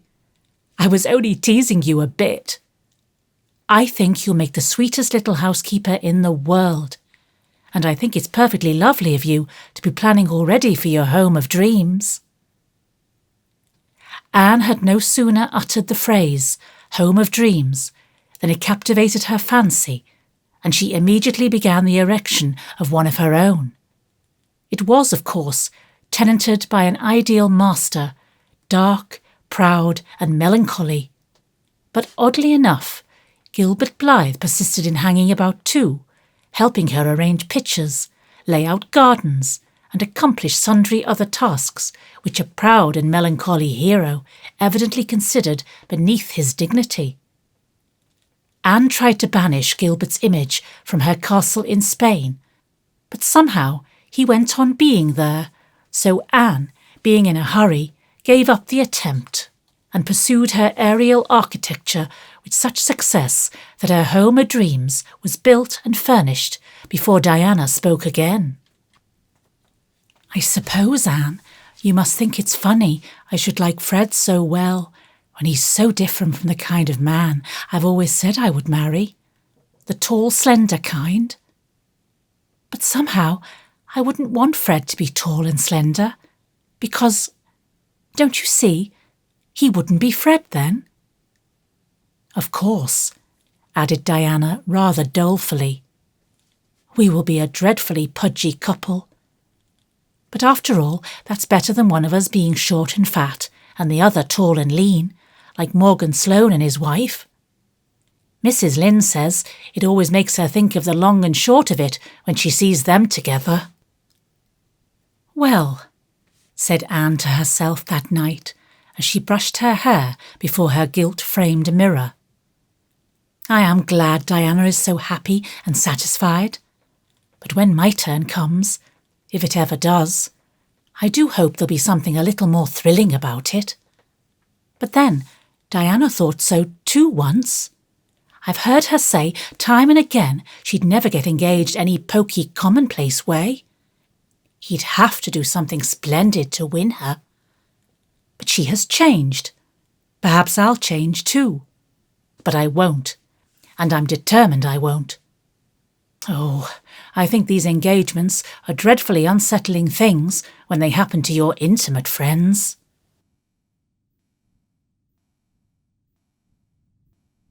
Chapter 30. A Wedding at the Stone House. The last week in August came. Miss Lavender was to be married in it. 2 weeks later, Anne and Gilbert would leave for Redmond College. In a week's time, Mrs. Rachel Lynde would move to Green Gables and set up her lures and penates in the erstwhile spare room, which was already prepared for her coming. She had sold all her superfluous household plenishings by auction, and was at present revelling in the congenial occupation of helping the Allens pack up. Mr. Allen was to preach his farewell sermon the next Sunday. The old order was changing rapidly to give place to the new, as Anne felt with a little sadness threading all her excitement and happiness. Changes ain't totally pleasant, but they're excellent things, said Mr. Harrison philosophically. 2 years is about long enough for things to stay exactly the same. If they stayed put any longer, they might grow mossy. Mr. Harrison was smoking on his veranda. His wife had self-sacrificingly told him that he might smoke in the house if he took care to sit by an open window. Mr. Harrison rewarded this concession by going outdoors altogether to smoke in fine weather, and so mutual goodwill reigned. Anne had come over to ask Mrs. Harrison for some of her yellow dahlias. She and Diana were going through to Echo Lodge that evening to help Miss Lavender and Charlotta the Fourth with their final preparations for the morrow's bridal. Miss Lavender herself never had dahlias. She did not like them, and they would not have suited the fine retirement of her old-fashioned garden. But flowers of any kind were rather scarce in Avonlea and the neighbouring districts that summer, thanks to Uncle Abe's storm, and Anne and Diana thought that a certain old cream-coloured stone jug, usually kept sacred to doughnuts, brimmed over with yellow dahlias, would be just the thing to set in a dim angle of the stone house stairs, against the dark background of red hall paper. "I suppose you'll be starting off for college in a fortnight's time," continued Mr. Harrison. "Well, we're going to miss you an awful lot, Emily and me. To be sure, Mrs. Lynde'll be over there in your place. There ain't nobody but a substitute can be found for them." The irony of Mr. Harrison's tone is quite untransferable to paper. In spite of his wife's intimacy with Mrs. Lynde, the best that could be said of the relationship between her and Mr. Harrison, even under the new regime, was that they preserved an armed neutrality. "Yes, I'm going," said Anne. "I'm very glad with my head, and very sorry with my heart." "I suppose you'll be scooping up all the honours that are lying around loose at Redmond?" "I may try for one or two of them," confessed Anne, "but I don't care so much for things like that as I did 2 years ago. What I want to get out of my college course is some knowledge of the best way of living life and doing the most and best with it. I want to learn to understand and help other people and myself." Mr. Harrison nodded. "That's the idea exactly. That's what college ought to be for, instead of for turning out a lot of BAs, so chock full of book learning and vanity that there ain't room for anything else. You're all right. College won't be able to do you much harm, I reckon." Diana and Anne drove over to Echo Lodge after tea, taking with them all the flowery spoil that several predatory expeditions in their own and their neighbours' gardens had yielded. They found the stone house agog with excitement. Charlotta the Fourth was flying around with such vim and briskness that her blue bows seemed really to possess the power of being everywhere at once. Like the helmet of Navarre, Charlotta's blue bows waved ever in the thickest of the fray. "Praise be to goodness you've come," she said devoutly, "for there's heaps of things to do, and the frosting on that cake won't harden, and there's all the silver to be rubbed up yet, and the horsehair trunk to be packed, and the roosters for the chicken salad are running out there beyond the hen house yet, crowing, Miss Shirley, ma'am. And Miss Lavender ain't to be trusted to do a thing. I was thankful when Mr. Irvin came a few minutes ago and took her off for a walk in the woods. Courting's all right in its place, Miss Shirley, ma'am, but if you try to mix it up with cooking and scouring, everything's spoiled. That's my opinion, Miss Shirley, ma'am." Anne and Diana worked so heartily that by 10 o'clock even Charlotta the Fourth was satisfied. She braided her hair in innumerable plaits and took her weary little bones off to bed. "But I'm sure I shan't sleep a blessed wink, Miss Shirley, ma'am, for fear that something'll go wrong at the last minute. The cream won't whip, or Mr. Irving'll have a stroke and not be able to come." "He isn't in the habit of having strokes, is he?" asked Diana, the dimpled corners of her mouth twitching. To Diana, Charlotta the Fourth was, if not exactly a thing of beauty, certainly a joy forever. "They're not things that go by habit," said Charlotta the Fourth with dignity. "They just happen, and there you are. Anybody can have a stroke. You don't have to learn how. Mr. Irving looks a lot like an uncle of mine that had one once just as he was sitting down to dinner one day. But maybe everything'll go all right. In this world, you've just got to hope for the best and prepare for the worst and take whatever God sends." "The only thing I'm worried about is that it won't be fine tomorrow," said Diana. "Uncle Abe predicted rain for the middle of the week, and ever since the big storm, I can't help believing there's a good deal in what Uncle Abe says." Anne, who knew better than Diana just how much Uncle Abe had to do with the storm, was not much disturbed by this. She slept the sleep of the just and weary, and was roused at an unearthly hour by Charlotta the Fourth. "Oh, Miss Shirley, ma'am, it's awful to call you so early," came wailing through the keyhole. "But there's so much to do yet. And oh, Miss Shirley, ma'am, I'm scared it's going to rain, and I wish you'd get up and tell me you think it ain't." Anne flew to the window, hoping against hope that Charlotta the Fourth was saying this merely by way of rousing her effectually. But alas, the morning did look unpropitious.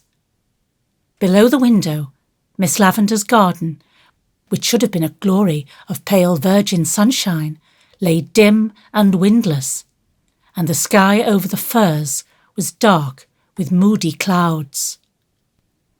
"Isn't it too mean?" said Diana. "We must hope for the best," said Anne determinedly. "If it only doesn't actually rain, a cool pearly grey day like this would really be nicer than hot sunshine." "But it will rain," mourned Charlotta, creeping into the room, a figure of fun with her many braids wound about her head, the ends tied up with white thread sticking out in all directions.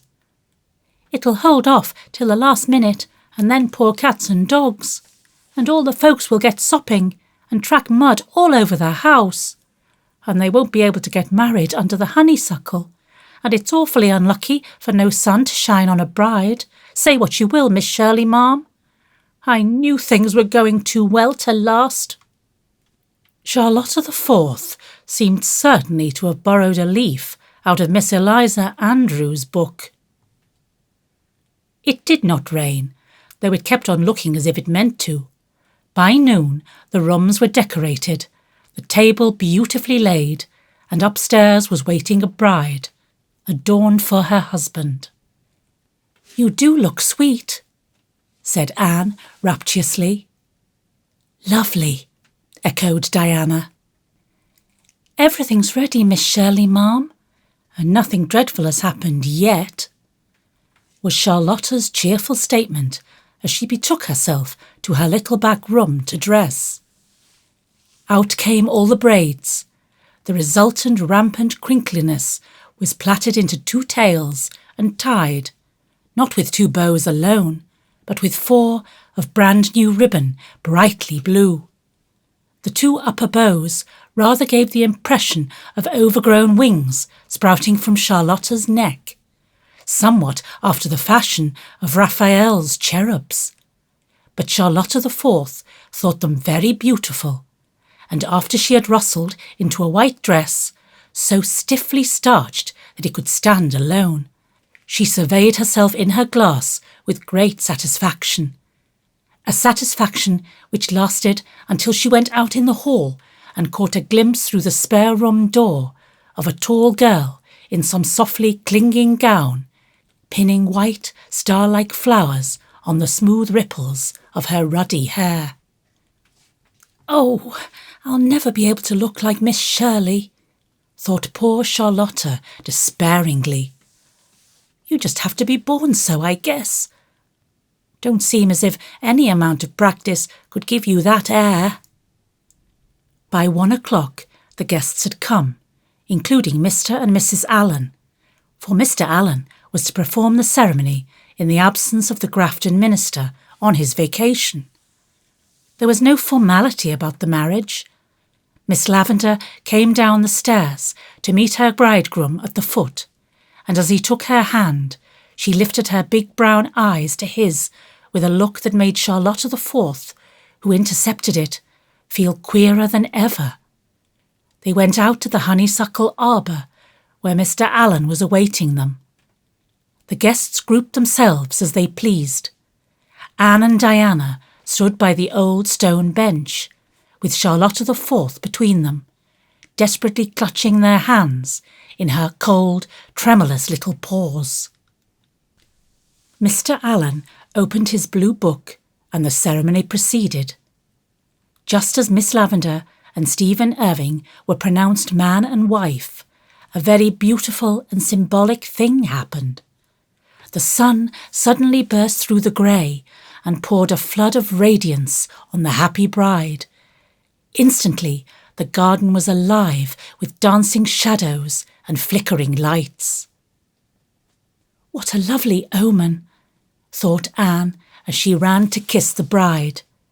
Then the three girls left the rest of the guests laughing around the bridal pair, while they flew into the house to see that all was in readiness for the feast. "Thanks be to goodness it's over, Miss Shirley, ma'am," breathed Charlotta the Fourth. "And they're married safe and sound, no matter what happens now. The bags of rice are in the pantry, ma'am, and the old shoes are behind the door, and the cream for whipping is on the cellar steps." At 2:30, Mr. and Mrs. Irving left, and everybody went to Bright River to see them off on the afternoon train. As Miss Lavender, I beg her pardon, Mrs. Irving, stepped from the door of her old home, Gilbert and the girls threw the rice, and Charlotta the Fourth hurled an old shoe with such excellent aim that it struck Mr. Allen squarely on the head. But it was reserved for Paul to give the prettiest send-off. He popped out of the porch, ringing furiously a huge old brass dinner bell which had adorned the dining-room mantel. Paul's only motive was to make a joyful noise, but as the clangour died away, from point and curve and hill across the river came the chime of fairy wedding bells, ringing clearly, sweetly, faintly, and more faint, as if Miss Lavender's beloved echoes were bidding her greeting and farewell. And so, amid this benediction of sweet sounds, Miss Lavender drove away from the old life of dreams and make-believes to a fuller life of realities in the busy world beyond. 2 hours later, Anne and Charlotta the Fourth came down the lane again. Gilbert had gone to West Grafton on an errand, and Diana had to keep an engagement at home. Anne and Charlotta had come back to put things in order and lock up the little stone house. The garden was a pool of late golden sunshine, with butterflies hovering and bees booming. But the little house had already that indefinable air of desolation which always follows a festivity. "Oh, dear me, don't it look lonesome?" sniffed Charlotta the Fourth, who had been crying all the way home from the station. "A wedding ain't much cheerfuller than a funeral after all, when it's all over, Miss Shirley, ma'am." A busy evening followed. The decorations had to be removed, the dishes washed, the uneaten delicacies packed into a basket for the delectation of Charlotta the Fourth's young brothers at home. Anne would not rest until everything was in apple pie order. After Charlotta had gone home with her plunder, Anne went over the still rooms, feeling like one who trod alone some banquet hall deserted, and closed the blinds. Then she locked the door and sat down under the silver poplar to wait for Gilbert, feeling very tired but still unweariedly thinking long, long thoughts. "What are you thinking of, Anne?" asked Gilbert, coming down the walk. He had left his horse and buggy out at the road. "Of Miss Lavender and Mr. Irving," answered Anne dreamily. "Isn't it beautiful to think how everything has turned out? How they have come together again after all the years of separation and misunderstanding." "Yes, it's beautiful," said Gilbert, looking steadily down into Anne's uplifted face. "But wouldn't it have been more beautiful still, Anne, if there had been no separation or misunderstanding? If they had come hand in hand all the way through life, with no memories behind them but those which belonged to each other?" For a moment, Anne's heart fluttered queerly, and for the first time her eyes faltered under Gilbert's gaze, and a rosy flush stained the paleness of her face. It was as if a veil that had hung before her inner consciousness had been lifted, giving to her view a revelation of unsuspected feelings and realities. Perhaps, after all, romance did not come into one's life with pomp and blare, like a gay knight riding down. Perhaps it crept to one's side like an old friend through quiet ways. Perhaps it revealed itself in seeming prose, until some sudden shaft of illumination flung athwart its pages betrayed the rhythm and the music. Perhaps love unfolded naturally out of a beautiful friendship, as a golden-hearted rose slipping from its green sheath. Then the veil dropped again, but the Anne who walked up the dark lane was not quite the same Anne who had driven gaily down it the evening before. The page of girlhood had been turned, as by an unseen finger, and the page of womanhood was before her with all its charm and mystery, its pain and gladness. Gilbert wisely said nothing more, but in his silence he read the history of the next 4 years in the light of Anne's remembered blush. 4 years of earnest, happy work, and then the guerdon of a useful knowledge gained and a sweetheart won. Behind them in the garden, the little stone house brooded among the shadows. It was lonely, but not forsaken. It had not yet done with dreams and laughter and the joy of life. There were to be future summers for the little stone house. Meanwhile, it could wait.